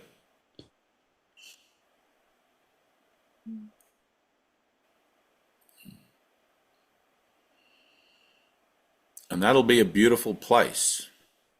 I've never met anyone who's laid down the burden of their judgments, laid down the burden of their grievances, and hasn't felt better for it. I've never met anyone who goes back to pick up a grievance who's truly forgiven it. Because they've reached a place where they're grateful for the person that's played the part of the attacker or the oppressor or the whatever. It's like, wow, thanks for playing that part for me.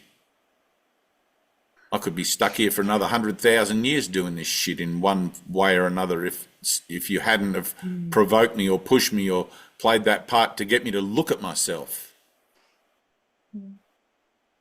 All those girlfriends that left me and the relationships I was in that all just didn't work and I gave up.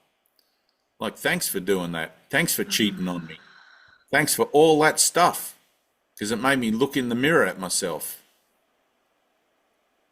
It'd be easy to blame them. Oh, yeah, two-timing whore. It's easy to play that game. It's harder to take responsibility for the game that you're playing with yourself, though.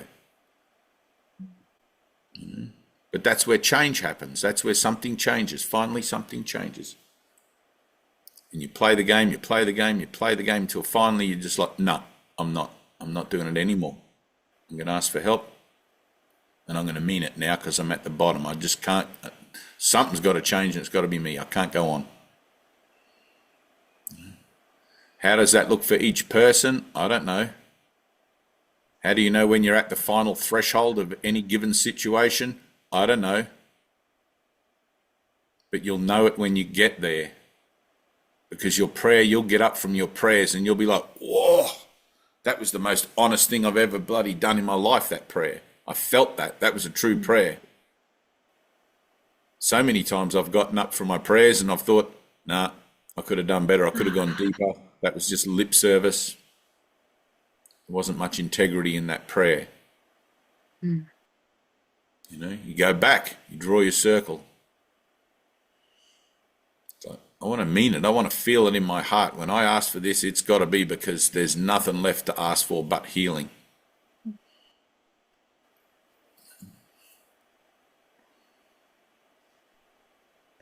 And every situation will come around again and again, Colin. Isn't that right? Swimming in the ice. Eventually, swimming in the ice water is going to push you to a point where you don't want to do it anymore. It'll bring up resistance. The ice water and the swimming is just the catalyst for bringing that up. You're young. You haven't had a whole stream of pointless jobs and meaningless relationships and stuff yet. So ice water is your thing.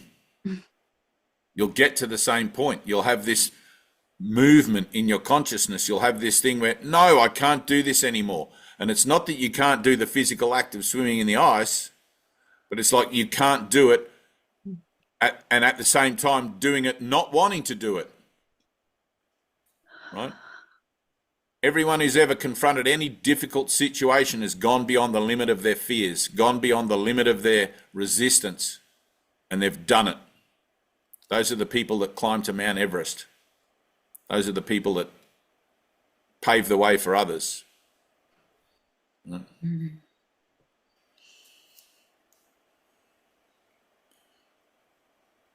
That bit that we read right at the very beginning about every thought you have makes up some aspect of the world you see. Every thought you have makes up some aspect of the world you see. Well, take it as a personal challenge. Look at the world you see. What don't you like about it? What is it that upsets you? What triggers you? And be honest about it. Be more on it.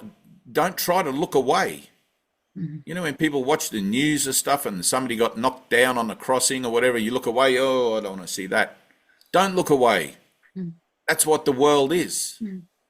Pain, suffering, and death, says the Buddha. The world, life is pain. Life is suffering. I'm not going to second guess Buddha.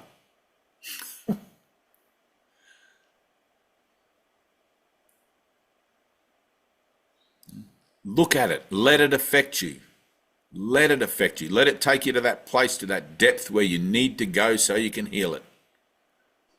And you may have to approach that threshold many times. You may turn away and come back again later. But you let yourself go there. You know the direction. You know where it is. You know what you've got to heal. You know what you've got to release. I just want peace, and this shit keeps coming around again.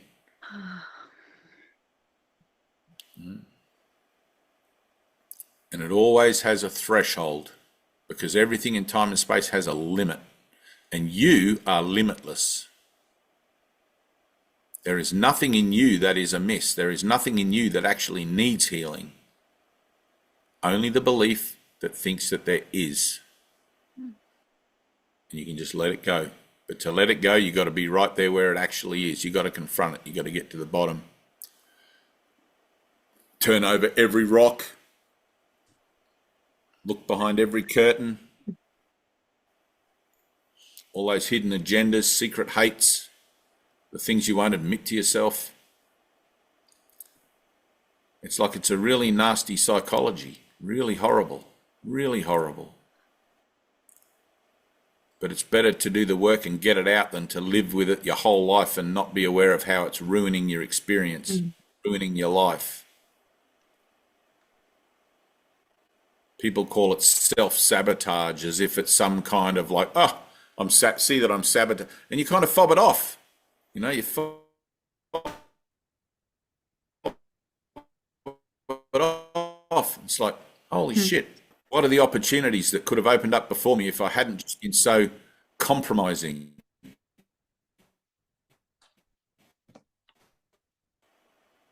If I hadn't just, you've got to really be disciplined and devoted.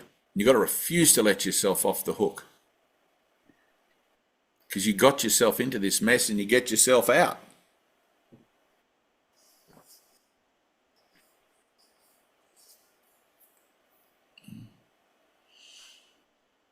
Meg, you good?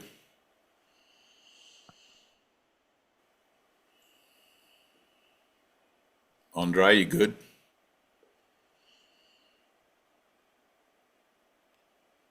Good. Good. Noah, good?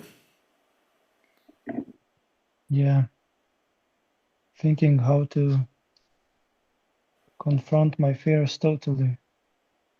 I'm thinking that I'm scared of fully Right. going That's back okay. to God. That's okay. Becoming aware that you have fear in you is the first step. Right? Being aware that you're fearful is the first step. How to confront it, how to get past that fear, and how to let it go, that's part of the journey. That's where this heads into. Okay. There was a time for me where I confronted my fears on the physical plane. I was afraid of heights, so I went and booked a parachute jump. Jumped out of an aeroplane from 10,000 feet to confront my fear of heights. Wow. You know? After a while, I ran out of things to confront on the physical plane, and, some years went past and I realized my demons were in my head. I wasn't afraid of heights. I was afraid of me. I was afraid of loving myself unconditionally. Of being real, whatever that is. And it's in the moment. And you'll know when you're, like everybody knows. A lot of people I used to have terrible social anxiety. There was a time in my life I could never have sat here in front of a computer with a lot of people looking at me, because I would have felt completely inadequate to do whatever. I couldn't even have a conversation with a girl. If we didn't get to the sex part real quick, I was going to run out of stuff to say, and then, You could always fill up time afterwards having a cigarette or something. I didn't know the meaning of life. I didn't know why I was here. Everything was an adjustment, always trying to fill in the blank, always trying to find something to do instead of be still and know that I'm God. Be still, be still. Let it happen.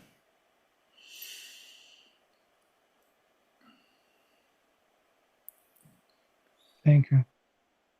You're the one person that I listen and I don't know, it's just so good because it feels real that you have to go through for all that fear you have and all the religion I went through. It's like only showing the good part, and then I'm clinging only to that part. Like I'm safe in there, but inside I know that you can't be safe. You have to go from I don't know what. Yeah. Yeah. You already know because you can feel it. Everybody knows. Everybody feels it within themselves that there's more to life. You know. Initially, you try to fob that off and just get on with life. Don't ask too many questions. But one of my mates, Jamie was his name. He was best sheep shearer I ever met. Like, this guy could do 230 a day, 230 sheep a day easily, right? And and still have a laugh and whatever. He wasn't exhausted at the end of the day. And he was one of the most philosophical guys I ever met, right? He wasn't like Course in Miracles or anything like that. But when he was shearing the sheep, there's nothing to do. You're bent over and the next one comes and the next one comes and the next one comes. He was somewhere else. He was somewhere else in his mind, We'd have smoker and we'd have lunch and we'd have whatever. And he would always have these, he was into Jesus, right? He was a total Jesus man, but he would always have these incredible conversations. When I was working at Long Island, I used to work as a labourer and a gardener. And the guy that was the garbage collector there drove the little garbage truck. His name was Richard. He gave me my first Bible, actually. We'd go up to the smoko shed and the lunch shed, and everybody would be talking about what they did last night and whatever. And me and Richard would sit there and Richard would talk about the Bible, and he'd tell me stuff. And it'd be like, somewhere I knew what he was talking about. Somewhere I knew. But there was part of me that still wanted to not be too weird about it because the other guys were like, they weren't interested. And I wanted to still try to fit in, But Richard was more important. And then when he left, he quit his job. When he left his job, I was kind of like, shit, this is the only guy that I know in this whole shed. There's about a dozen guys that all labourers, electricians and whatever.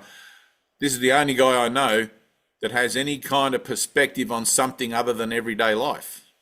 And when he left, I really missed him. I missed our conversations, because there was something in me that was yearning for more out of life, that was yearning for an answer. I didn't know it then. It was just kind of like this curiosity and I couldn't quelch it, But when he left, he gave me the Good News Bible and he said, here, read the book of Jeremiah to start with. And I did. And man, I don't know, like where does the journey begin and where does it end? I mean, but everybody you meet is a step along the way. Like for you, Noah, I'm a step along the way. But you're going to meet other people that are going to take this further. You're going to have your own everything. Okay. And your journey will just continue to unfold. Same for you, Zoe, Colin, Carl, Dana, Malik, Carrie. And it's not that you're really afraid to make decisions, but you're always looking for the decision that seems to be the safe one or the best one that's going to get you the most out of a situation. Because Yes. everything else seems too difficult. Oh no, that seems like hard work. That seems like it's the wrong way. But you've got to go into the fear. You've got to go into the resistance. You've got to realize it's there and how deep it goes and get to the bottom of it and give it over. Give it to God. and you have the Holy Spirit to go with you to do that. I'm That's why you got to finding do. Yeah. I'm finding myself avoiding work for quite some time. I'm studying now, but I got pushed to work, and I'm just don't want to work, as you could say, no, hard and boring job, like Right. almost I had plenty everyone. of them. Yeah, I had them too before, but now I just, when you know everything is pointless, then you just don't want to do it anymore. Right. But don't stop there. Everything is pointless, right? Yeah, If you just die at the end of it without any answers, what's the point of your whole life, nothing. right? Now, Yeah. when you realize that your life actually does have a purpose, it doesn't matter what job you do, right? Hmm. It's like you can be, what was that movie, Tina? And you said like, what's his name in the petrol station? The, I forget the name of that movie, but Peaceful warrior.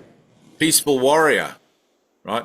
This guy has all the spiritual truth and all the spiritual knowledge in the world, and he just goes and gets a job at a petrol station. He could be anything. He could go anywhere. Right? He could do anything with his knowledge because he knows the power of his own mind to manifest his experience and to engage in relationships in a way that only brings positive outcomes. Right? He's literally a master of the mind. But what does he do? He goes and works in a petrol station because he can just be himself there. He's no longer got any battles to fight. He's no longer got anything to prove. Any job is as good as any other job. My teacher's teacher used to say, get yourself a simple job, pay your bills, make sure you got enough food, and that's it. Right? The original dear one. Get yourself a simple job. Keep life simple. I understand the idea that I don't want to work, like I've just finished work after 23 years in the same job, and initially I loved it. It was great. But it's like anything, familiarity breeds contempt, and eventually you start looking around and maybe I should try something else. Yes. Then my mother passed away, and my dad, she was his carer, and here I am, sitting their house until it sells, and then I'm going back to work. And I actually applied for a job the other day driving a truck.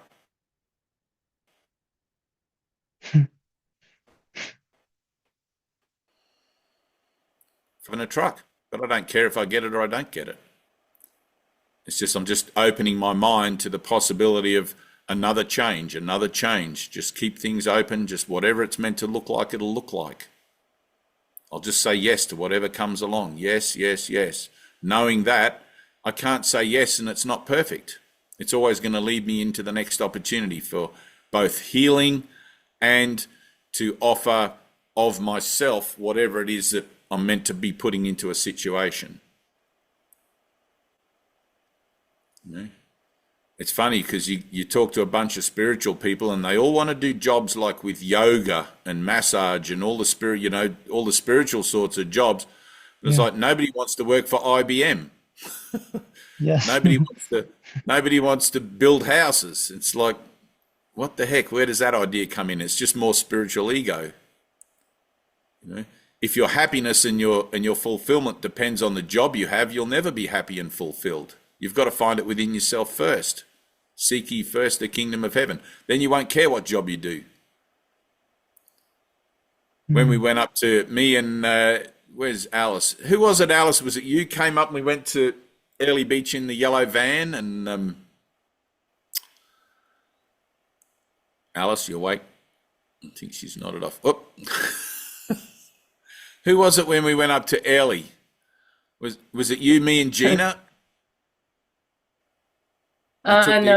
I did visit you once when I was with my husband, and I came to visit you once. But that was a long time ago, yeah. I remember you being up there. But when we got there, we were all on the unemployment benefit, right? Because we were traveling around a lot. We were all on the unemployment benefit for a while. And I was just getting casual work where I could. And so we pulled up at the caravan park because we had nowhere to stay with the van, three of us. And eventually we ran out of money, and the two girls decided to go back to Byron Bay, and I stayed. I thought, no, I've got to stay because I feel like there's something here I need to do. There's something here that's for me. And I ended up getting a job cleaning toilets, right? Cleaning toilets. It's like me with a freaking enlightened mind, with a mind that knows the truth of the universe. And I'm cleaning toilets, and I cleaned the women's and the men's in the caravan park. The women's were disgusting, right? There was like 12 cubicles, showers and everything. Well, because the women take all the little kids in there and they can't piss in the pot and they shit all over the place. They get it all wrong, you know, so it's always dirtier than the men's. But I would be in there, and at first I was grateful to have a job because I had no money and no way to feed myself. I was grateful to have the job. Shit, I'm cleaning toilets, but at least I got money coming in. I'm back on my feet again. And then after a very short time, it started to push all my buttons. I hated the job. You go into one of the stalls and there's a big turd someone hasn't flushed away, or there's women's products on the floor. Like, people on holidays are just animals, you know, and there's kids have been pissing all over the seat, and you got to clean it. You got to clean it, right? And it got worse. Every day it got worse. Every day I get up to go to work and I'm like, I can't do this anymore. This is demoralizing. You know, I can't do this. And I had a moment of realizing, why should another brother have to do this and not me? What makes me think I'm better than someone else that I can't do this job? And I fell to my knees in prayer. It really hit me because I thought I was special. I thought I was better than that. You know, this is a job for somebody who's less than me. Yeah. And I fell to my knees in my van. I shut the door. I closed the door, like it says in the Bible, close your door and your Father who hears in secret will reward you openly, you know. And I closed the door and I prayed. And I didn't pray for a new job. I prayed for the healing of my mind that had resistance to doing the job. And the next day, I woke up, I went to work, to the toilet block, the big toilet block, and I was so happy. There was the same old shit and piss and stuff everywhere. I was so happy, and I'm like, woohoo! And I got the hose, and I'm doing the floor and doing the mopping, and I'm making it sparkly. I'm making that toilet as clean as it's ever been, right? And I was so proud of the job I did. Something had shifted in my consciousness. And then after lunch, the lady who owned the place, she comes over to me when I'm sitting having my lunch, and she comes over to me and she goes, Dave, I realise that your heart's really not in this job. She said, I think we're going to let you go. It's like, and she sacked me on the spot. And part of me wanted to argue and go, no, I've had a change of attitude. I've just had this whole shift in consciousness last night, and I'm good. I'm good now. I'm back on, you know. And I wanted to try, and then I thought, no, just accept it. I just got sacked from the job. I'm off. And I went off, and I didn't know what I was going to do next. And I went off, and then, you know, I got a job in the tattoo shop after that. But it's like that whole job was to bring up that energy of resistance that I had. Right? I got that whole thing. That whole thing was a setup. That whole relationship, cleaning the toilets every day. I mean, that went on for like 3 months, I think. But I did some gardening and whatever there as well. But luckily, like I was saying to you, Colin, you're going to have this mind training as you get older, and you're going to be aware of why you're in any given situation when you're there. I had this mind training that was telling me, don't run away from the job, heal the resistance that it's bringing up, right? Heal whatever it is that it's bringing up. And that was like one of the shittiest jobs I've had, pardon the pun, but it was like, that was it. You know, I had another really hard backbreaking job working for a block layer. This guy used to do bowling greens. I had a lot of short-term, one-year job kind of things when I was younger, but he used to make bowling greens with artificial turf. But you had to build a three-layer wall of blocks around the bowling green, and like we did this big one at Port Macquarie here in Australia. I can't remember if it was 2 or 3 bowling greens, but they're big. They're like 20 meters by 20 meters, or maybe bigger than that. And 3 rows of blocks. You're there for days and days out in the sun laying blocks, and they're heavy. They're like 10 kilos each, sort of thing, 10 kilos each. By the time you've been laying blocks for an hour, your hands are absolutely abrased away. Your back hurts. Like, it's just one of the worst. It's worse than shearing. It's worse than sheep shearing and working in the sheds. And that was a hard job. But same thing, right? I didn't want to let him down. He was a really nice guy. He gave me a job, gave me a chance, and I learned a lot about concreting and laying blocks, which transfers to laying bricks, everything, and all the different ins and outs. So I was grateful for that part.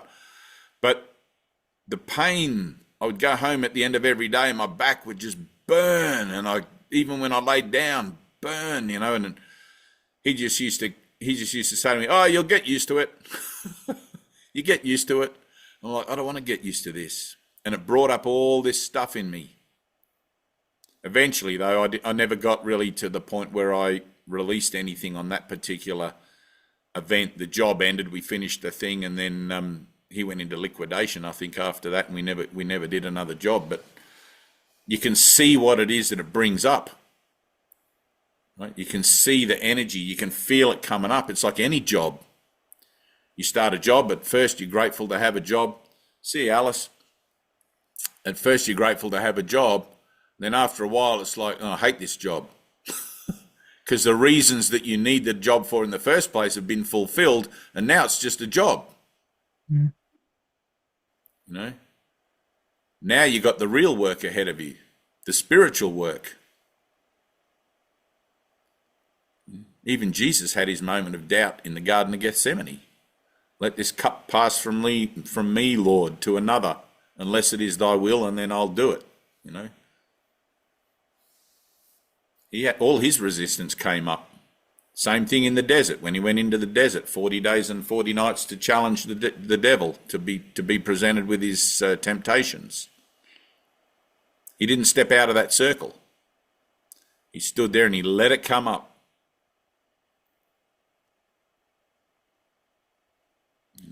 Same thing, it'll be the same thing for you, whatever. If you have resistance to doing a job, whatever, it's like, I would say, go get a job. Let that resistance come up fully. The reason why you really think that you have resistance to getting a job, it's not what you think. It's all reflective of some part of the world you think you see has the meaning that you've given it. It's directly attributable to your relationship with God. If God is everything, I can't single one little thing out that I have resistance to and say I still have a relationship with God, because that's not true. I either have a relationship with the whole, or I don't have any relationship. I either love unconditionally, or I don't love at all. I'm just loving on my own terms, which is relative. That's not God's love. That's what I've always done. Loving on terms. I'll love you if you live up to my expectations of this, that, or whatever.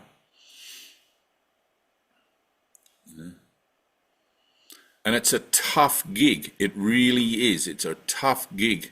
It's going to push every button you got. If you want to be free, you've got to just really cut that whole string, cut that whole rope. Most people do it bit by bit. Like me, I do it bit by bit. I had the revelation all at once. I didn't have a say in that. It's like Tina confronting what she's confronting, Dana confronting what she's confronting. Everyone's got 10 pounds of shit in their bag. You come here with a 10-pound knapsack. How many lifetimes it takes you to get to the bottom of that knapsack, I don't know. But when you really look at the world and how unfair it is and how unjust it is and how it just completely opposes unconditional love, you'll be wanting to dig to the bottom of that backpack as quick as you can. I see that I don't want to muck around with all this emotional shit. I want to get it done. I want to get it out of me. I want to return to my true power as a child of God and live from my spirit. Most people won't understand that.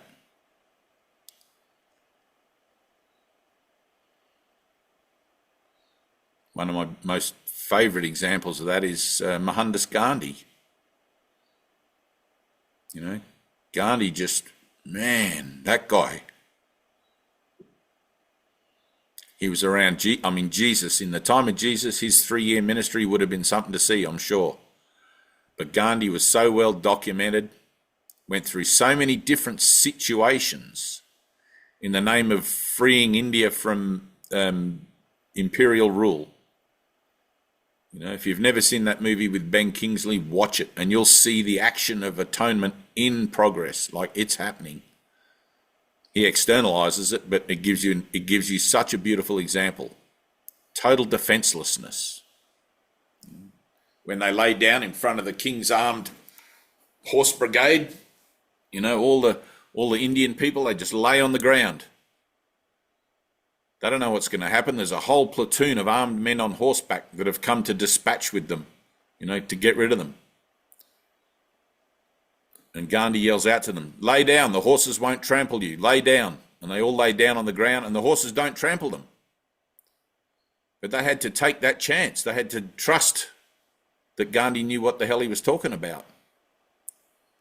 And the horses became nervous, and they wouldn't go near the people laying down, and they won that round. Totally defenseless. They didn't defend themselves. Like Gandhi's whole perspective on life was, oh God, I can't remember it now. Non-violent, non-cooperation with tyranny. Right? Non-violent, non-cooperation with tyranny. And he set an incredible example which wasn't understood by almost all the people, but he got the job done. He got the job done. People still bitch and cuss about everything that he did and say what a terrible person he was because millions of people died. They were going to die anyway.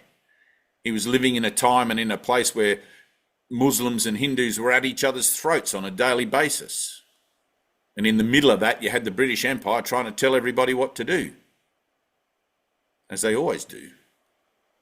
Everyone playing their part perfectly. For Gandhi to step into the middle of it all, a most unassuming little man, and become an example for a complete alternative that had nothing to do with any of the factions of things that was going on, but yet which included it all. He was there to represent God. Unconditional love.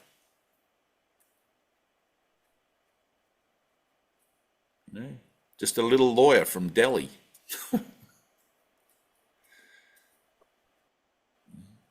And in each of our lives, in my life, in your life, there's always going to be a place where you make that confrontation. There's always going to be a place where sometimes the confrontations are small, sometimes the confrontation seems to be even life-threatening. If you get a terminal disease, that's a confrontation. Funny thing is, when the doctor said to me, you've got cancer and we want to start you on chemotherapy straight away, I wasn't even afraid. I don't know whether it just didn't register, whether I was too thick-headed to bloody really comprehend what he was saying, or whether I was in shock or whatever. But I remember walking out of that hospital thinking, because I'd been taking my friend Jan to the chemotherapy unit like once every week or whatever it was, 2 weeks, 10 days or whatever, to get her chemotherapy. And I would sit there and wait for her and see everybody in the ward. And they all got their puke bags, all vomiting and looking like terrible. They look like Dana kind of looks, And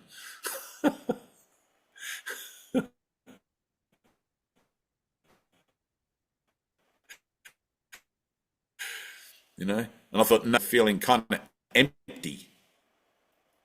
Like, now what do? I've just turned down the only solution that I know of. And it took me a few days to gather myself to realize that I was making actually a decision to live my life in faith. That's why I turned it down. And sometimes you get those confrontations and they spring up on you all of a sudden and you don't know how to deal with it. And sometimes you can see them coming from a long way off. Sometimes you know that the confrontation is looming on the horizon and you're going to have to deal with it. And you build up your faith, you build up your strength because you know it's coming. You know you've got to do it. This fear, that fear, whatever it is. And the world would have you dumb it down. Oh, don't be silly. Just fit in with everybody else. Don't challenge anything. Don't create waves. Sometimes you got to. Sometimes you got to create waves.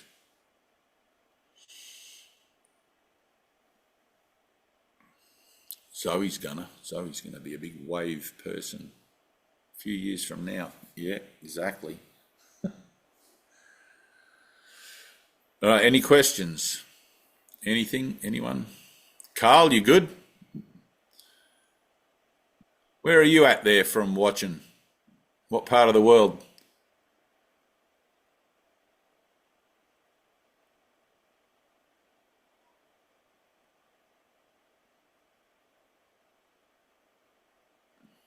Doesn't matter.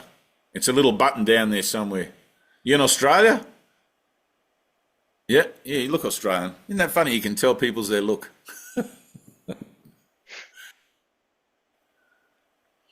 There you go. I'm on. There you go. I'm Deb's partner. I live around the corner from where you Oh, live. of course. Yeah, of course. Carl, Yeah. where's Deb? Why aren't you guys on the same screen together? That would be less confusing. Not Oh, there's big enough. Deb's over there. Right. Cool. Because I have my own emotional shit meltdown over here, and I don't have to be thinking about what he's doing. I can just be present with myself. Good. Good luck with that too. Noodle, you good? Anyone else? Natasha, what's going on with you? You look far too happy. Connor?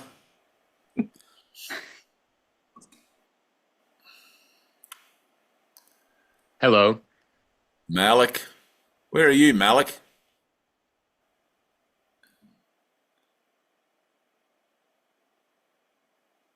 I know Andre's in Africa, in Zimbabwe, was it? Zimbabwe somewhere? No, Nigeria. Nigeria. There's like 200 countries in Africa. It's crazy. It's like, I look at the map and it's just like 200 countries. You think Europe's got like different countries, but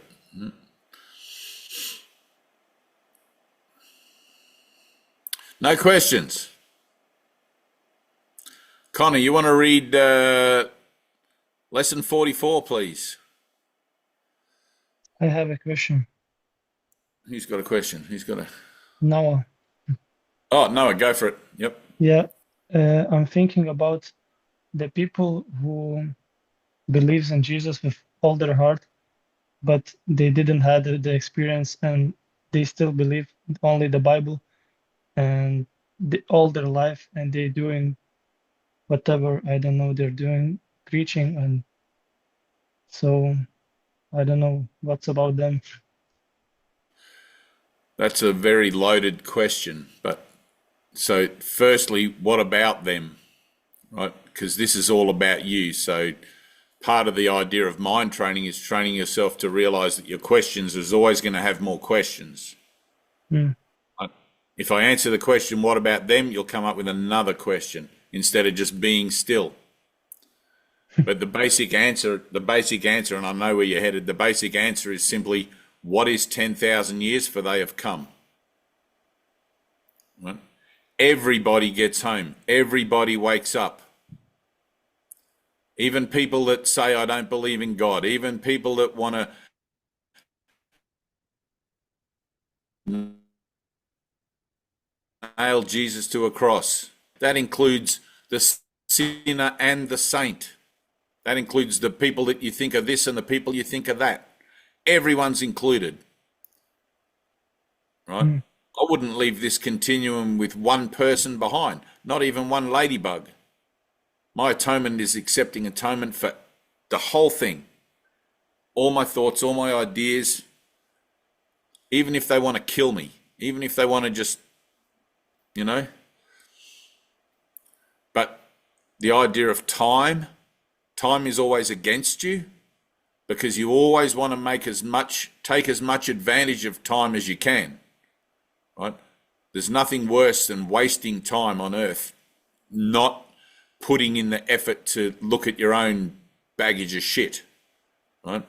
But in your willingness to do that, it automatically affects others around you, automatically.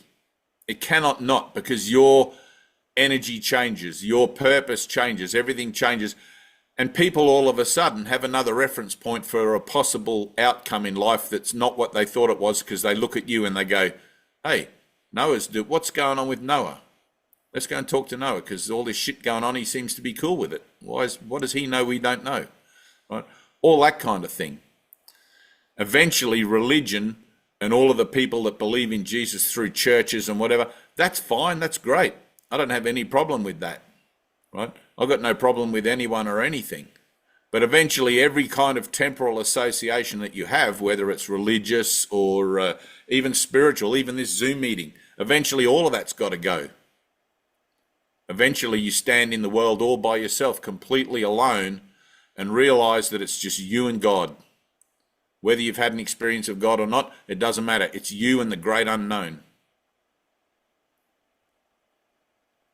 As a teacher, like one of the things that Jesus says in the Course is, a good teacher teaches them to make themselves redundant to their student, right?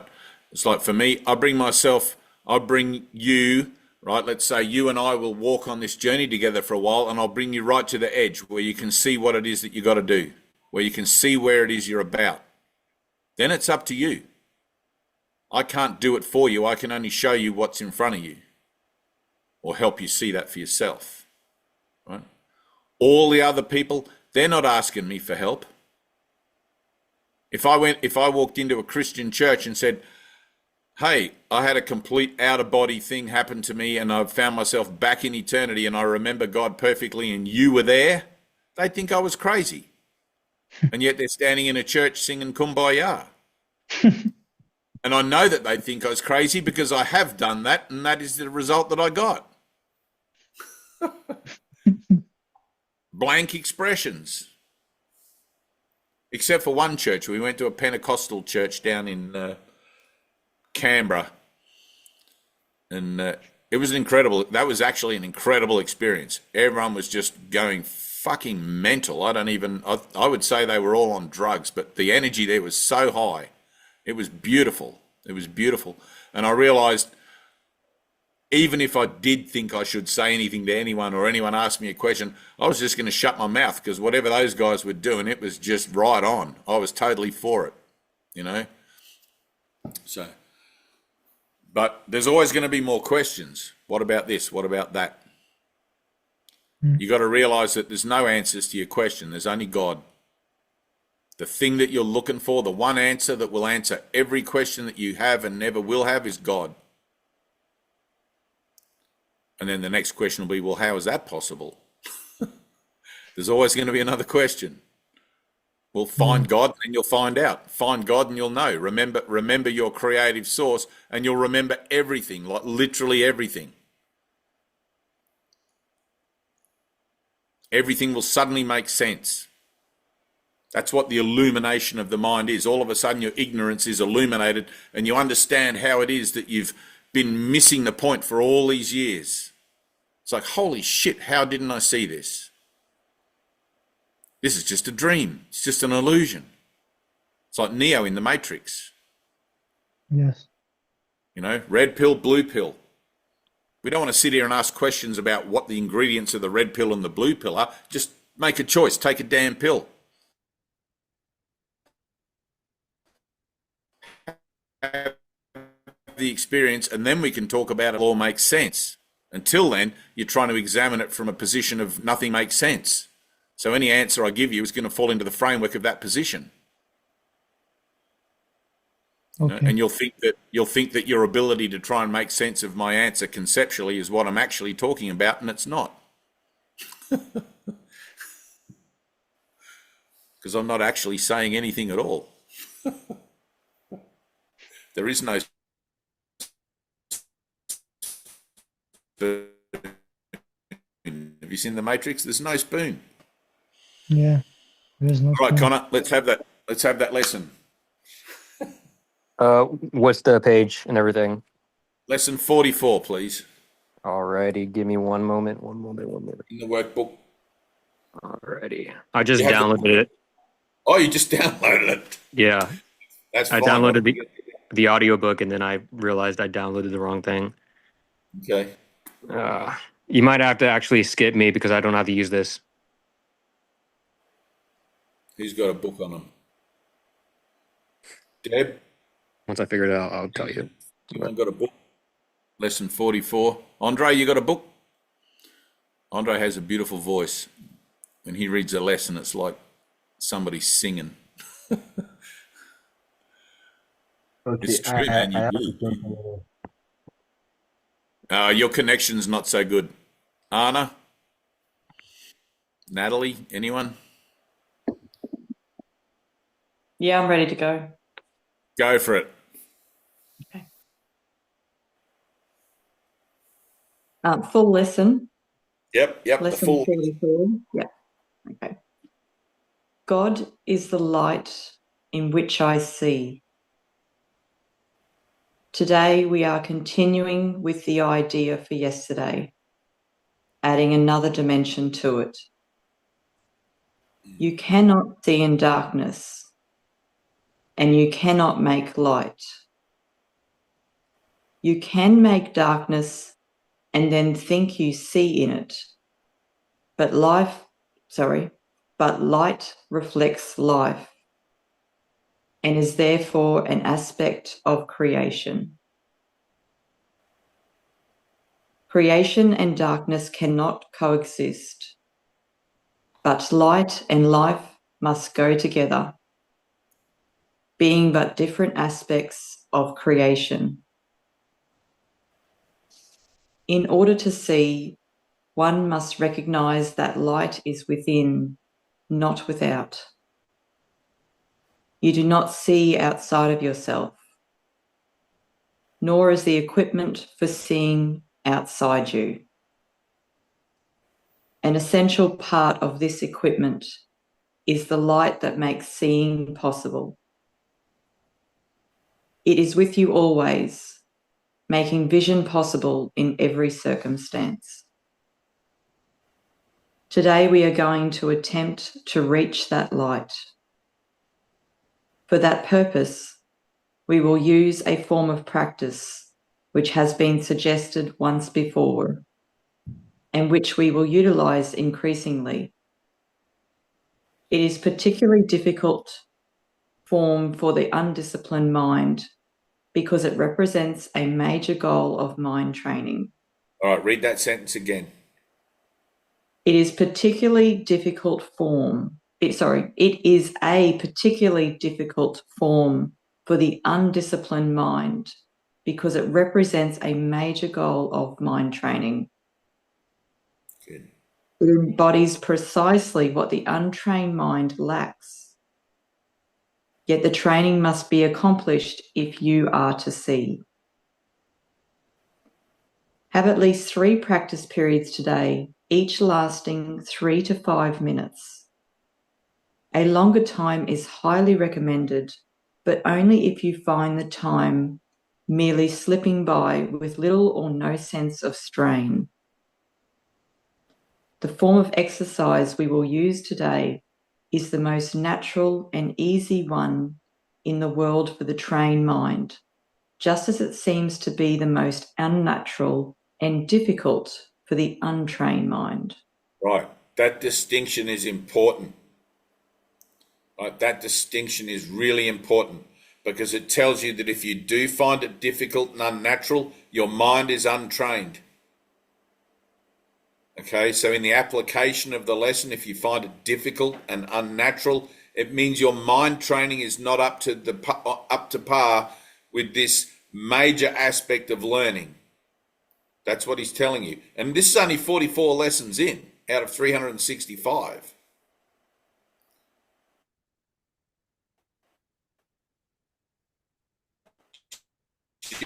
Jesus is like a really tough kind of disciplinarian. It's like dancing every day on her arm, which I was totally thrilled to hear about because that's what it took for me to do it, so that I didn't forget to do my lesson. Yeah. It's really important. Like when you get to older age and whatever, the idea of study and the idea of discipline, it's out the window. You've left school, you've left college, and it's like you realize, oh, I don't want to have to study for shit anymore. I hate studying. Right? But literally, this is studying for your life. This is studying for transcending the continuum. Keep reading. Your mind is no longer wholly untrained. You are quite ready to learn the form of exercise we will use today, but you may find that you will encounter strong resistance. Good. The reason is very simple.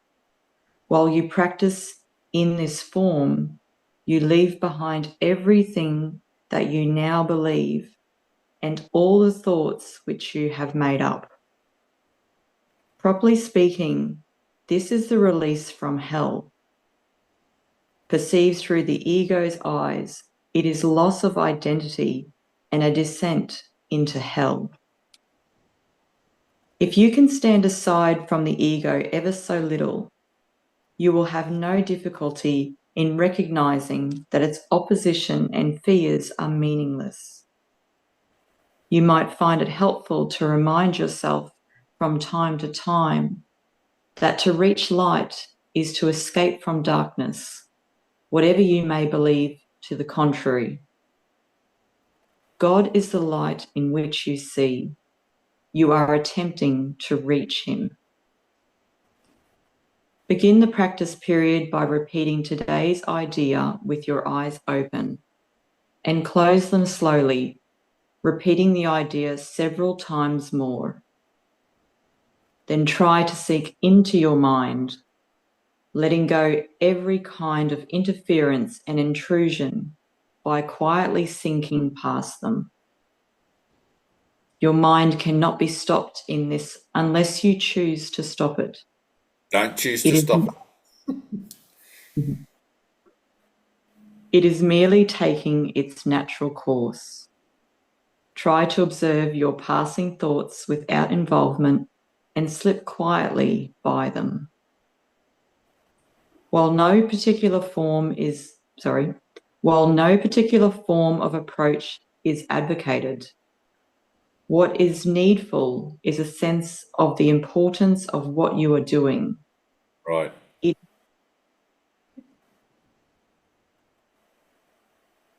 Exactly. Keep reading. It's inestimable. Oof, that's a new one. It's inestimable. Oh, God. Inestimable value to you, and an awareness that you are attempting something very holy. Right. Salvation is your happiest accomplishment. Absolutely. It is also the only one that has any meaning, because it is the only one that has any use to you at all. If resistance rises in any form, pause long enough to repeat today's idea, keeping your eyes closed unless you are aware of fear. In that case, you will probably find it more reassuring to open your eyes briefly. Try, however, to return to the exercises as soon as possible. If you are doing the exercises correctly, you should experience some sense of relaxation and even a feeling that you are approaching, if not actually entering into light. Try to think of light. Stop there. Mm-hmm. So, in slipping by your thoughts, okay, now I asked Tina to put a post that I wrote the other day into the Zoom thing. Did you guys all read it? Okay, about the speed of thought and the speed of light and the speed of being. Being doesn't even have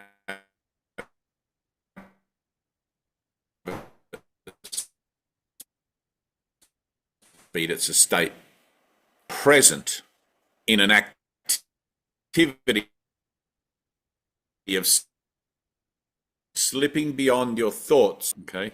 Not light as in light from the sun, light from here,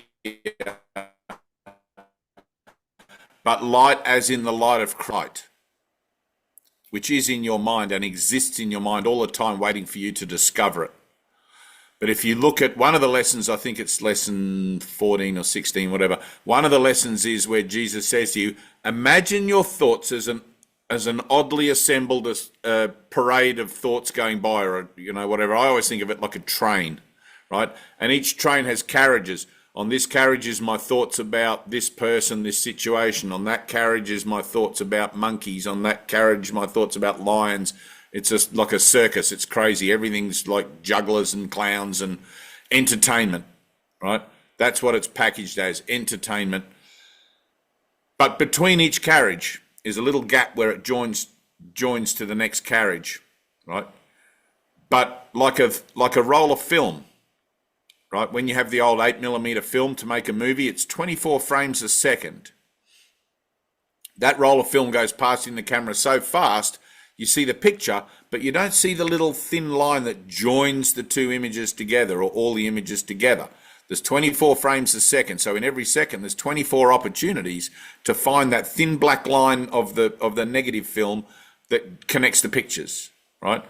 When you're meditating, one of the things that the Course does is helps you to slow down or to focus on your thoughts rather than to react to them and push them away.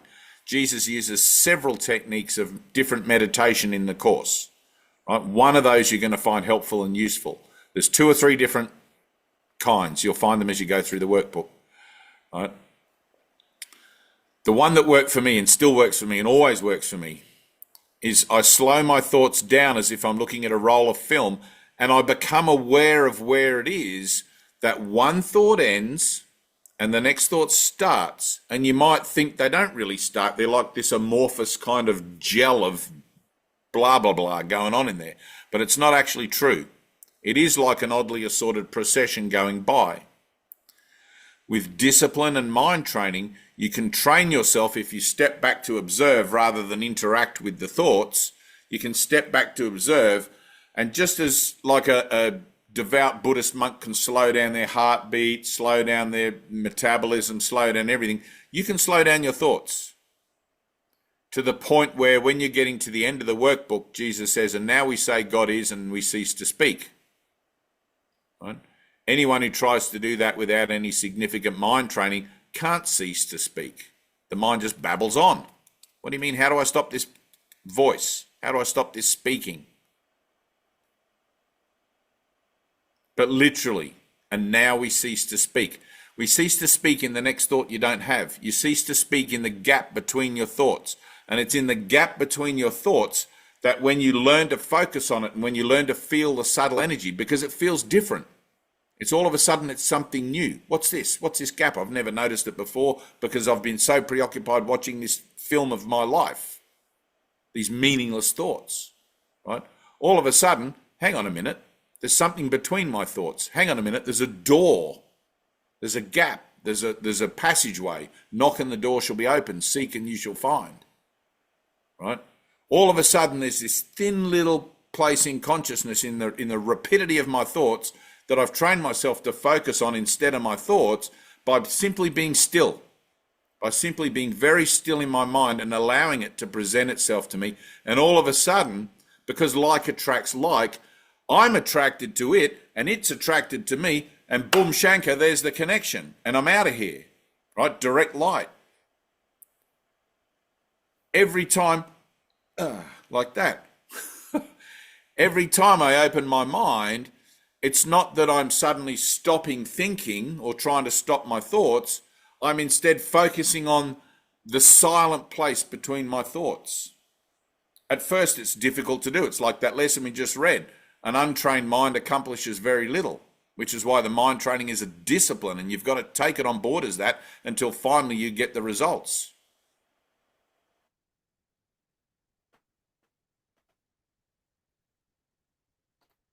Right?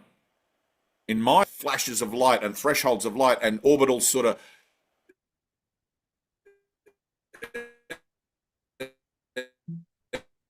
halos of light, then where the hell is this light coming from? Right? Jesus is telling me, you do have a connection to God. You do have a connection within yourself. You have to find it. You got to purify yourself of all that other crap that's distracting you and keeping you preoccupied with the world, so you can learn to be better still in your own mind and know what it is the truth of yourself is. Right? But your mind operates in slow time.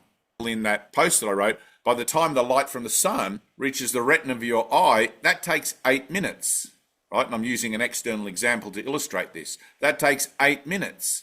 So what you're actually looking at there in the sky is now actually over here, 8 minutes worth of time away, and you're looking at a blank space.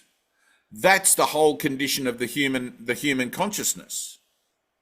You're not actually looking at anything where it actually is, and you're not responding to things as they actually are. You're always responding to things in the past that have already occurred, because your mind is making it up first, then projecting it out. Then you look upon it and determine its reality according to your preferences, and get the results of that thinking by the judgments that you then make about it and perpetuate it. Does that make sense? It's not out there that's affecting you. It's your thoughts you're projecting out there onto a neutral landscape, onto a completely barren landscape.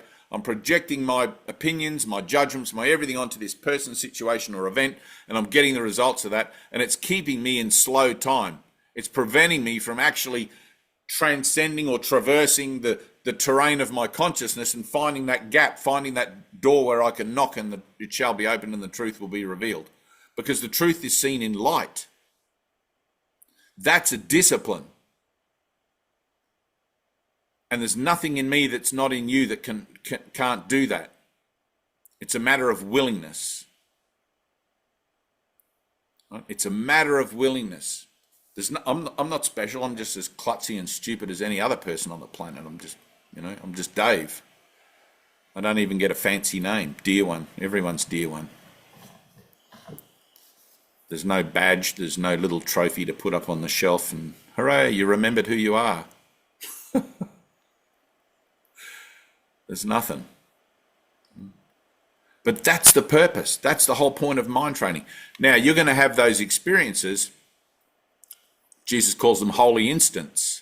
You'll have them in relationships with people, right? In relation to relationships with people. Let's say Deb here. Deb and I are having this interaction. All of a sudden, Deb says, how's the weather today? And I refuse to answer. I'm just like, nah, not doing that. I see that this is something that keeps coming around again. It's one of Deb's things. When she gets uncomfortable, she asks me, how's the weather? And it's like, I'm not here to verify and try to nullify her discomfort. I'm going to stand here in an empty space. And hopefully she's going to join me in that empty space, because she's been doing a little bit of mind training maybe. She might have a bit of a lean on it more than just your random shopkeeper. Hopefully with some mind training, she'll recognize her cycle, and in that moment we join together and allow that space to be there without filling it up. Right? Now, something else can happen in that space, because God is ever present. There is no actual space. God is everywhere and everything, including the idea of what I think is in the space. And I can witness to it if I don't adjust.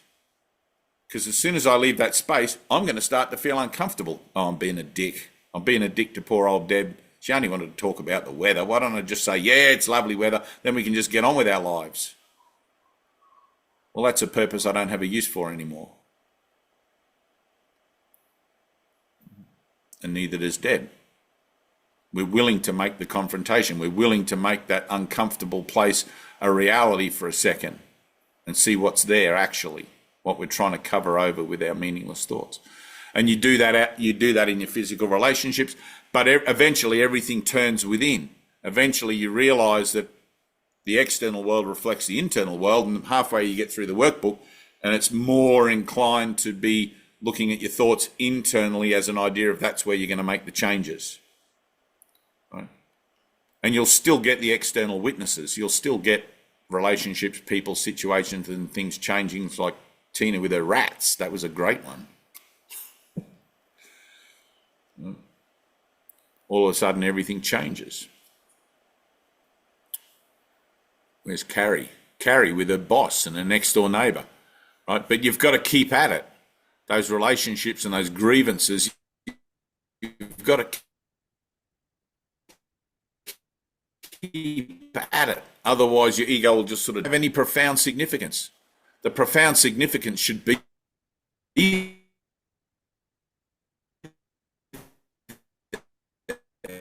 it's like, holy shit, I applied the principle to realise I was wrong.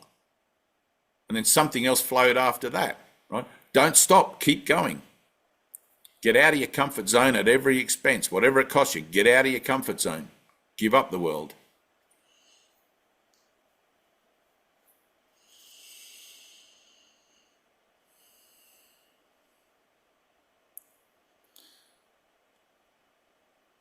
Claire.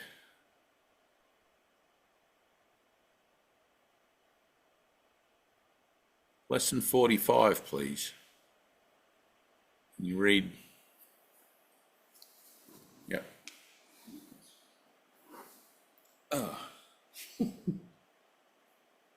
Each of you has light because it's what you are. The journey of self-discovery isn't about realizing how false you are as a human being. It's about realizing the true nature of your original self, your divine self. Realizing the true, or better, realizing the false nature of who you are as a human being is implicit in that process and essential in that process.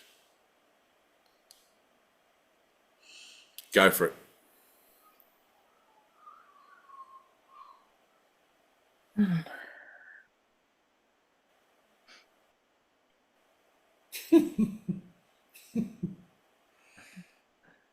God is the mind with which I think. Right, stop. Everyone else close your eyes for a second. God is the mind with which I think. Let that in. God is the mind with which I think. God is the mind with which I think. All my other thoughts about what the mind is with which I think, all of a sudden just out the window. Whoop. Wait a minute, Jesus is telling me God is the mind with which I think.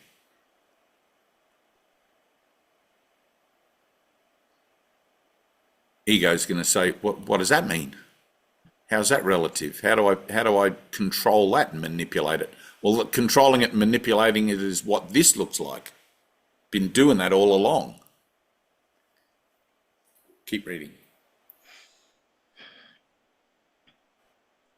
Today's idea holds the key to what your real thoughts are.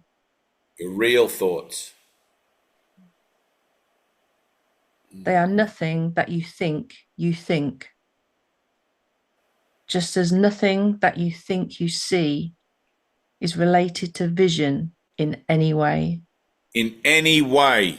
In any way. Can you get a sense of the situation you're in now? In any way. You know how there's scientists and people out there talking about quantum physics and whether it's real or whether the universe isn't real and it's just all particles and waves and whatever. And here we are manipulating it already. They're still 100 years from what's actually going on. And here we are with Jesus, and he's saying, not in any way. It doesn't reflect your true thoughts in any way. Now what do I do? Because the next thing that happens is I want to use one of my thoughts to look at that idea with. Wait, he just told me it doesn't reflect the true nature of my thoughts in any way. I'm screwed. I can't use my thoughts then to try and work out what he means. I'll just let Jesus mean what he means, and I'll accept that I don't know what he means. Right? And I'll leave it gap. I'll leave it empty so I can be shown. If this truly is the Matrix, and I truly am Neo, and you guys truly are Neo in your own association, this is the blue pill or whatever color he took. I forget now, but this is the awakening. This is what it looks like. And I'm always finding myself having to sort of slap my own cheeks to make me realize it. It's like, holy shit, this is actually a thing. I've got a book. Am I just reading this book, and is this just a pastime, or am I actually trying to crack the Matrix? Yes, you're actually trying to crack the Matrix, and it's going to happen in your own mind. Have a true spiritual experience. Keep reading. There is no relationship between what is real and what you think is real.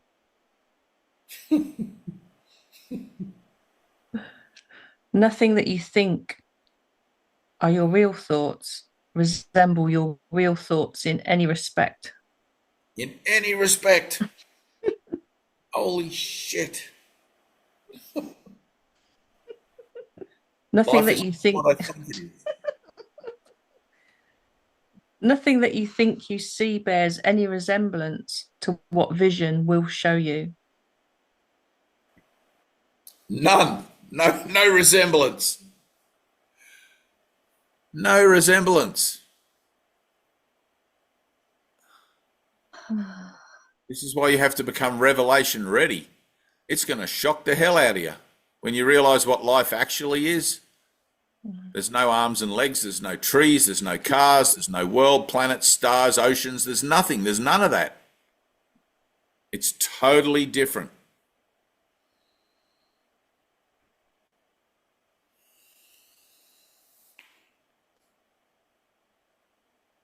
You think with the mind of God. Therefore, you share your thoughts with him as he shares his with you. They are the same thoughts because they are thought by the same mind. To share is to make alike or to make one. Nor do the thoughts you think with the mind of God leave your mind, because thoughts do not leave their source. Therefore, your thoughts are in the mind of God as you are. They are in your mind as well, where he is. As you are part of his mind, so are your thoughts part of his mind. Where then are your real thoughts? Today we will attempt to reach them. We will have to look for them in your mind, because that is where they are. They must still be there, because they cannot have left their source. What is thought by the mind of God is eternal, being part of creation.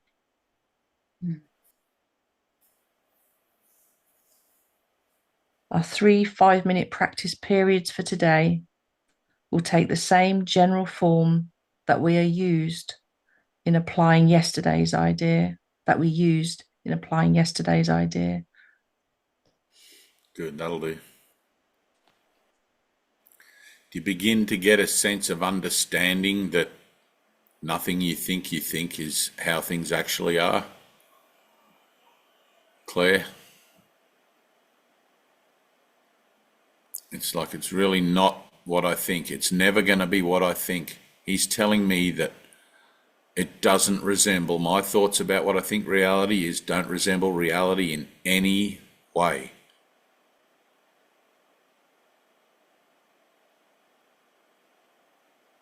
There's a place in my mind where I just shut the hell up and let Jesus do the talking. It's like, all right, I have nothing to contribute to this conversation, Jesus, because you just told me that my thoughts don't reflect anything to do with the vision that you're offering me. Not one of them. Now what do? I'd be still. I'd be still and know that I am God. I'd be still and enter into silence, enter into serenity, enter into that sacred place within me, which he just told me is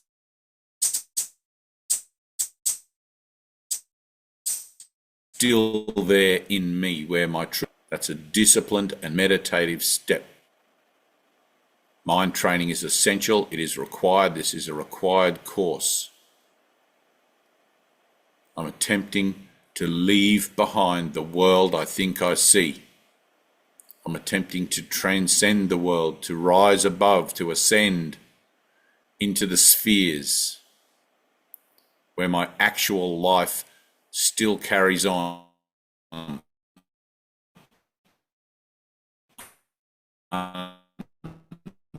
Broken. It's totally bizarre. You guys ever see that movie, the Marvel movie, where they travel through the multiverses? and one of the multiverses is paint,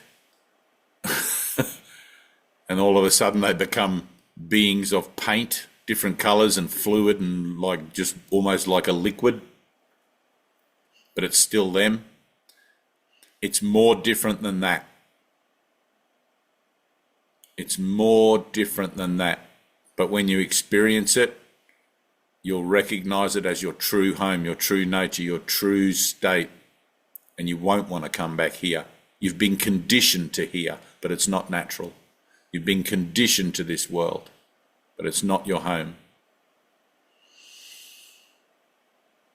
You've done your best to fit in and to play the game. It's like you've been stuck in this virtual reality kind of world where 99% of the people in it are NPCs.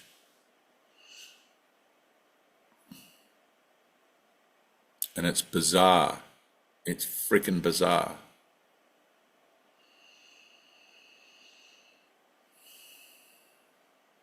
That's why you need mind training, because without it, you're going to lose what little sense of normality and conscious and sanity that you think you have. When reality dawns on, I was useless to anyone for at least 3 years, and I definitely couldn't teach anything for about 6. For 3 years after my awakening, I was a laughing, gibbering mess, basically.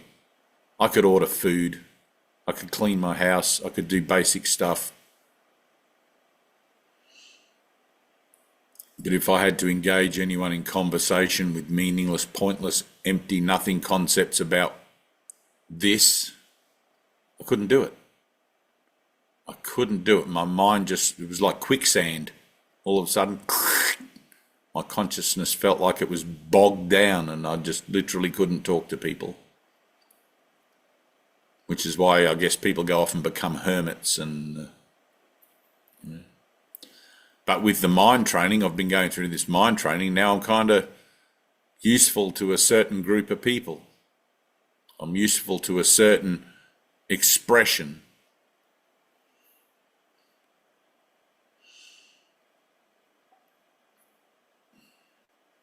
It's like when Jesus says 2 in 10,000 will hear this. You guys are my 2 in 10,000.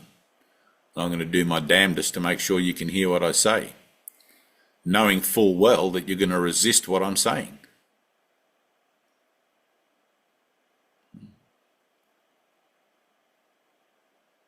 The idea of sitting here, the idea of reading the book, the idea of doing the lessons is what resistance is. Because in the moment of true acceptance, you're gone from the world, you're out of here. So you can think of this whole situation as like a debriefing. It's like a departure lounge. This guy keeps saying the same shit on the overhead. He keeps telling me I'm perfect, I'm whole and perfect, and I'm not this thing. And I can just lay this thing down when I'm really, when I'm ready. I don't know if I'm ready for that yet, but I'll keep listening. Same thing. What about my kids? What about my job? What about my house? What about all the bills I got to pay? What if I have an out-of-body experience and I suddenly become incapable of going back to work? More than likely.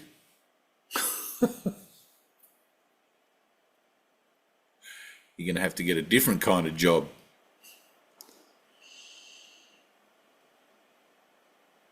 We had an ice cream shop, and I'll just end with this little story, but Alice is gone. But we had an ice cream shop at the healing centre. So our healing centre used to be a whaling station, right, in the old days. And then it became a slaughterhouse, like an abattoir. And then that fell into ruin and whatever. And Adele and Christopher took it over and turned it into a church, like the most unlikely church, right? Big rooms, big cold rooms, which they demolished and all that sort of stuff. Turned it into a church. And right next door was this massive set of buildings that was had been partially demolished, right? And it was in a state of disrepair. Parts of it were cordoned off and other parts had been repurposed for little sort of funny, weird shops, Anyway, we decided to open an ice cream shop so that all the guys that were having experiences and were going through major shifts in consciousness could still have a place where they could have an interface with the general public and maintain some kind of sense of interaction and normalcy, right? And so you would be behind the counter serving ice cream to people. People come in, I have 2 scoops of chocolate. And some of the guys, it was as much as they could do to figure out which was the chocolate, right? Because their minds were so baked from hours and hours of meditation, hours and hours of inner work, so much stuff. They'd look at the ice cream and it'd be like, there's no recognition of what I'm doing here. Because their minds are no longer operating properly on this, you know. But it was the simplest job you could ever get, serve ice cream to people. Right? And it kind of gets to that. There's parts you go through when you do have a big shift in consciousness. Jesus talks about it in the Course and says, every time you experience a shift in consciousness, there will be confusion and a sense of disorientation. Right? My own experience with that is that it usually lasts 3 or 4 days, a shift in consciousness. Disorientation 3 or 4 days after, it's like having a hangover that won't go away and you just, I can't deal with it today, right? So the revelation, however, left me completely bombed out for years. If it wasn't for all the guys in the healing center, I wouldn't be here today. They kept bringing me back home to here and now. Stay in the present, Dave. Because that experience supercharges your ego. That experience just gives a total revealing of light. It's like at a worst case scenario, at a least case scenario, you get the Messiah complex where you want to heal everybody and everyone should listen to you and whatever. And we used to have this guy come around the healing center at night and he'd had an experience, you could tell. But he would stand there at night after closing time, everyone would be in bed and he'd suddenly start standing in the courtyard where we had lunch and he'd be preaching like at the top of his voice because he knew that there was people in the cabins and in the houses around who were all attending the healing center and he wanted us to be his audience, you know. And as much as we tried to explain to him, dude, we're all the Christ. We are all the Christ. There's not one person who's the Christ. It's not you. It's all of us. You know, we're all dealing with this thing together. And as much as we would try to offer him a way in so that he could begin to process his delusions and whatever, not possible. His mind was already too far gone and he ended up in the ward, you know. And at a worst case scenario, you kill yourself.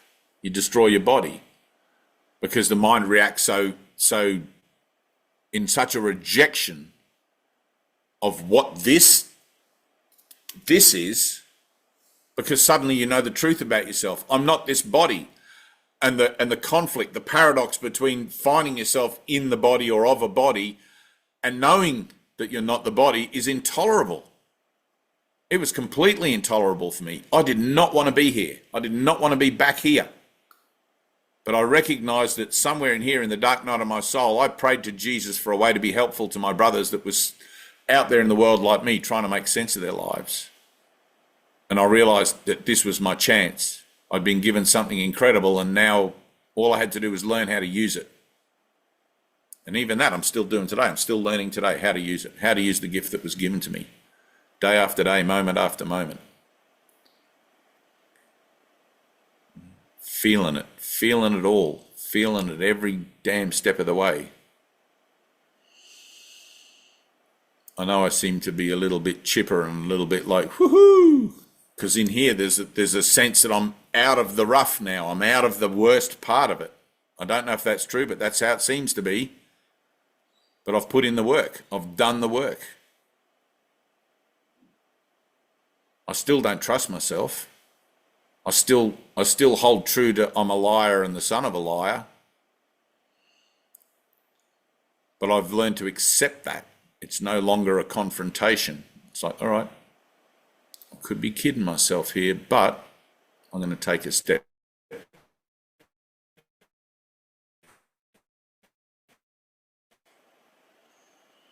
I love you guys. My name is unstable, it says. Be honest with where you're at. Be honest with where you find yourself. I don't want God. That's the honest place. I don't want God. Fuck you, God. I don't want to know nothing about this. I just want a better life in the dream. Get to that place. That's an honest place. Then you can do the work.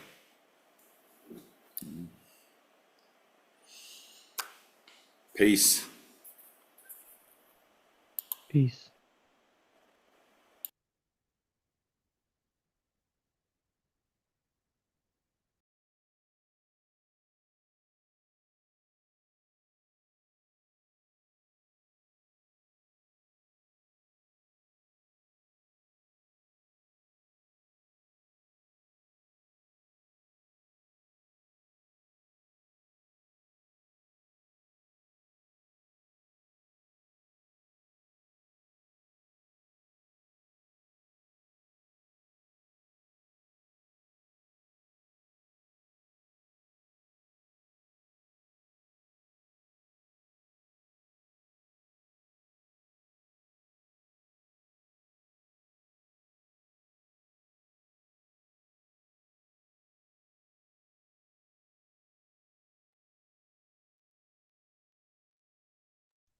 Thank you for having me, everybody. It was nice to meet y'all.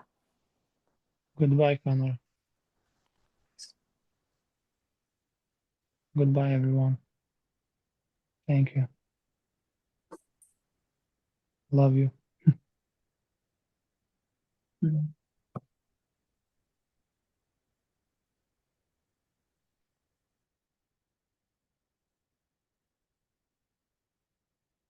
I love you all. Thank you.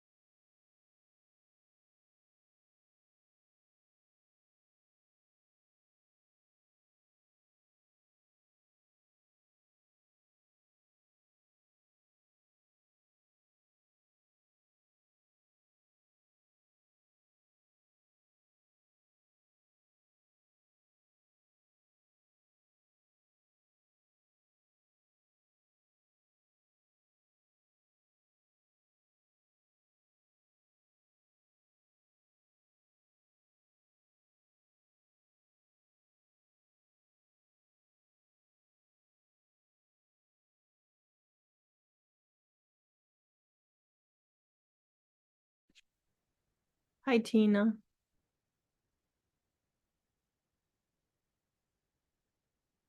I love you, Tina.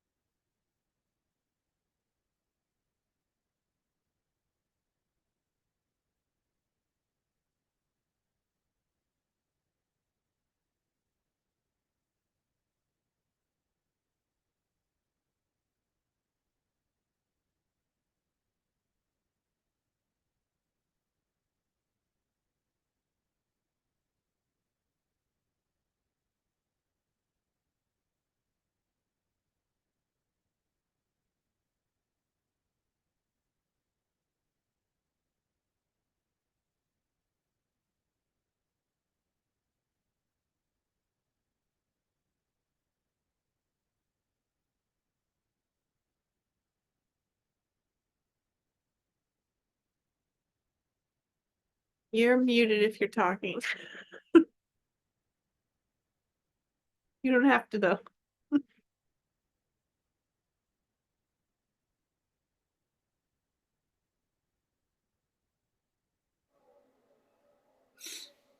have to use my phone as a mouse. What's that? I have to use my phone as a mouse. Did the mic stop working too? Oh, I can hear you. It's just low. Yeah, I think everything stopped.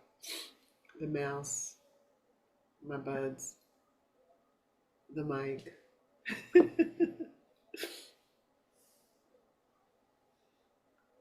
I just said, "How are you?" I'm okay. Well,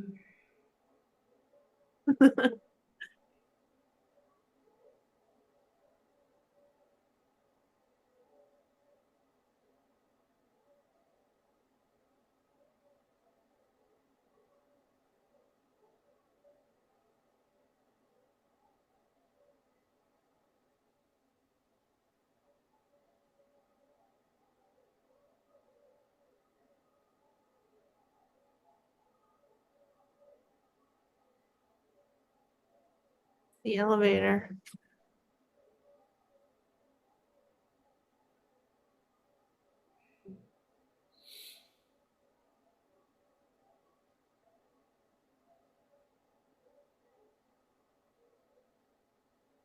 Yeah.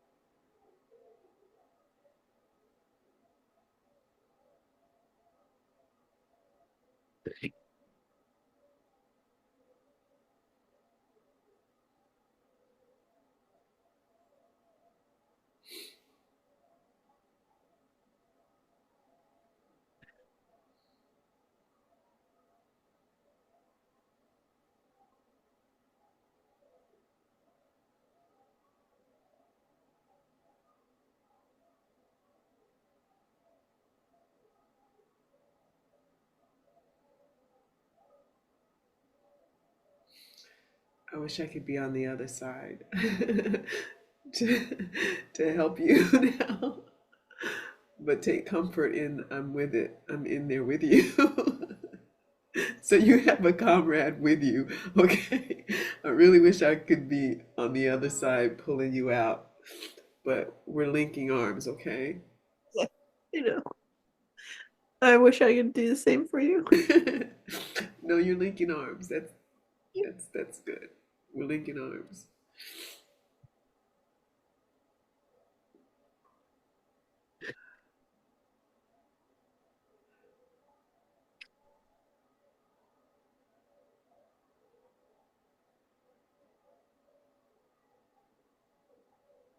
I don't know if I'm strong enough to do it.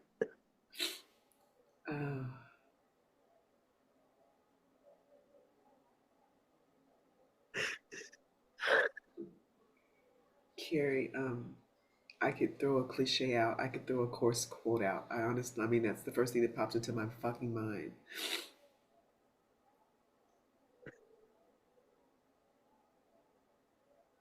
But I don't know either. I don't know if I'm strong enough either. That's all I can really, like, with sincerity say is I don't know either.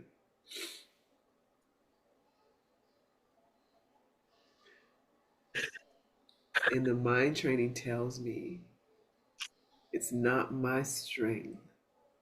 Yeah. And it's in this place that I have to admit that I don't know if I can. And this, from this place, I have to ask for help and admit my best attempts at this, even my best attempts as a spiritual ego, fail me. What does it say? And again, I hate doing this right now, but that's what my mind training tells me is I am sustained by the God, the Son of the God of Son. I am sustained. What is it? By the love of God. He goes over all of the things I think can sustain me instead of God. And again, I don't believe it right now. I don't believe it right now. So I'm here with you in it. And all I can do is tell you something outside of time. A slight part in my mind remembers. And I just have to cling to that being true and not what I'm thinking right now. Right. Not what I'm thinking right now. Not how I'm feeling right now.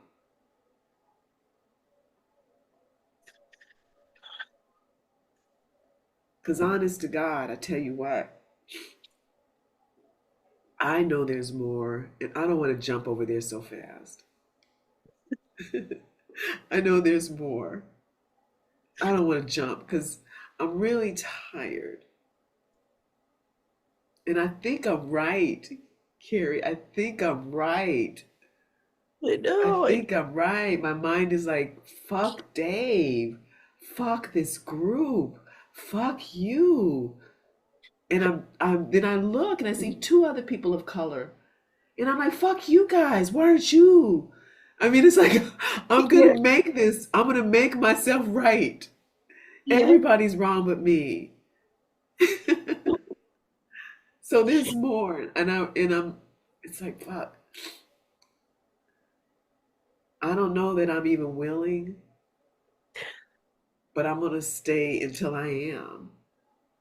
Yeah. That's why I don't want to jump so fast over there. But I want, I know you might need it. You might need it. I need it. Thank you for having me at least reminding myself. Oh, it's just so layered. It's so layered. It's like a web. Because my mind will go right to something else right there. Yeah. And that means you're a fucking fraud. That means, you know what I mean? That's what we're right to. It's like, well, that means you're a fucking fraud. You know what I mean? It's like, and now I'm wound in thing, that thought. It's just the surrender, but I don't know how to fucking. Well, it looks like what you're doing right now. It's just don't adjust right now. So let that be a remembrance in the mind and let it, if you can, just lay it at the root if you can. I know I And keep if you doing can, sorry, go ahead. same shit, like, oh, but you don't know, like, but it's different, but it's different, but it's different. Like, like.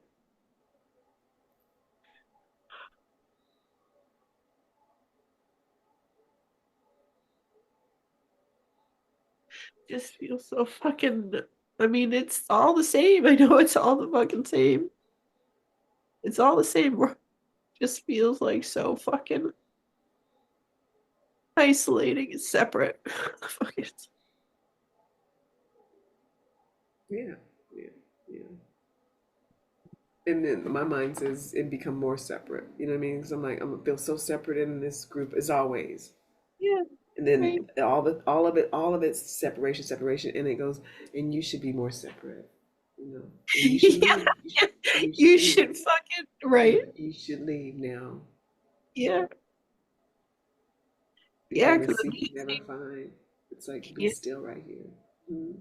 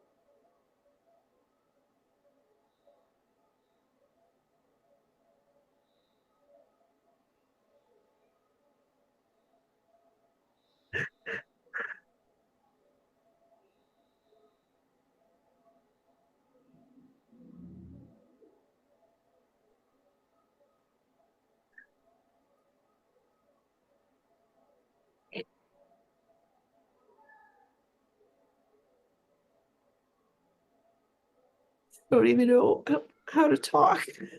I don't even know how to talk. It's good. I mean, I'm sitting here and I'm like, it's the light that heals. It's the light that heals. And the words are just a reminder that it's the light. It's the next thought you don't have. Because what's upsetting right now, I mean, I'm looking in my own mind. What's upsetting me are just my thoughts. My thoughts. It's as simple as that. I don't know what to say. I felt I don't know. Felt you. Felt you.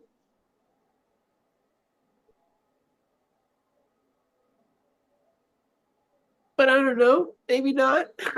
Well, the good news is I'm wrong. I'm wrong. And I say I'm willing to be wrong, and then the next second I pick it back up with a vengeance, you know?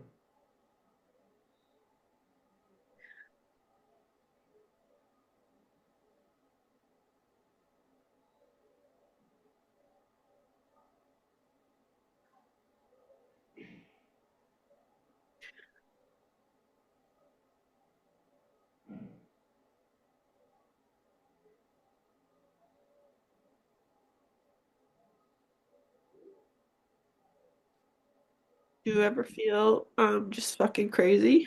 You just feel like this is fucking crazy shit. Yeah, yeah. But I don't have anywhere to go. You know what I mean? I just don't have anywhere to go in this because, yeah, it feels like fuck you guys, fuck you all, like fuck you, Natasha.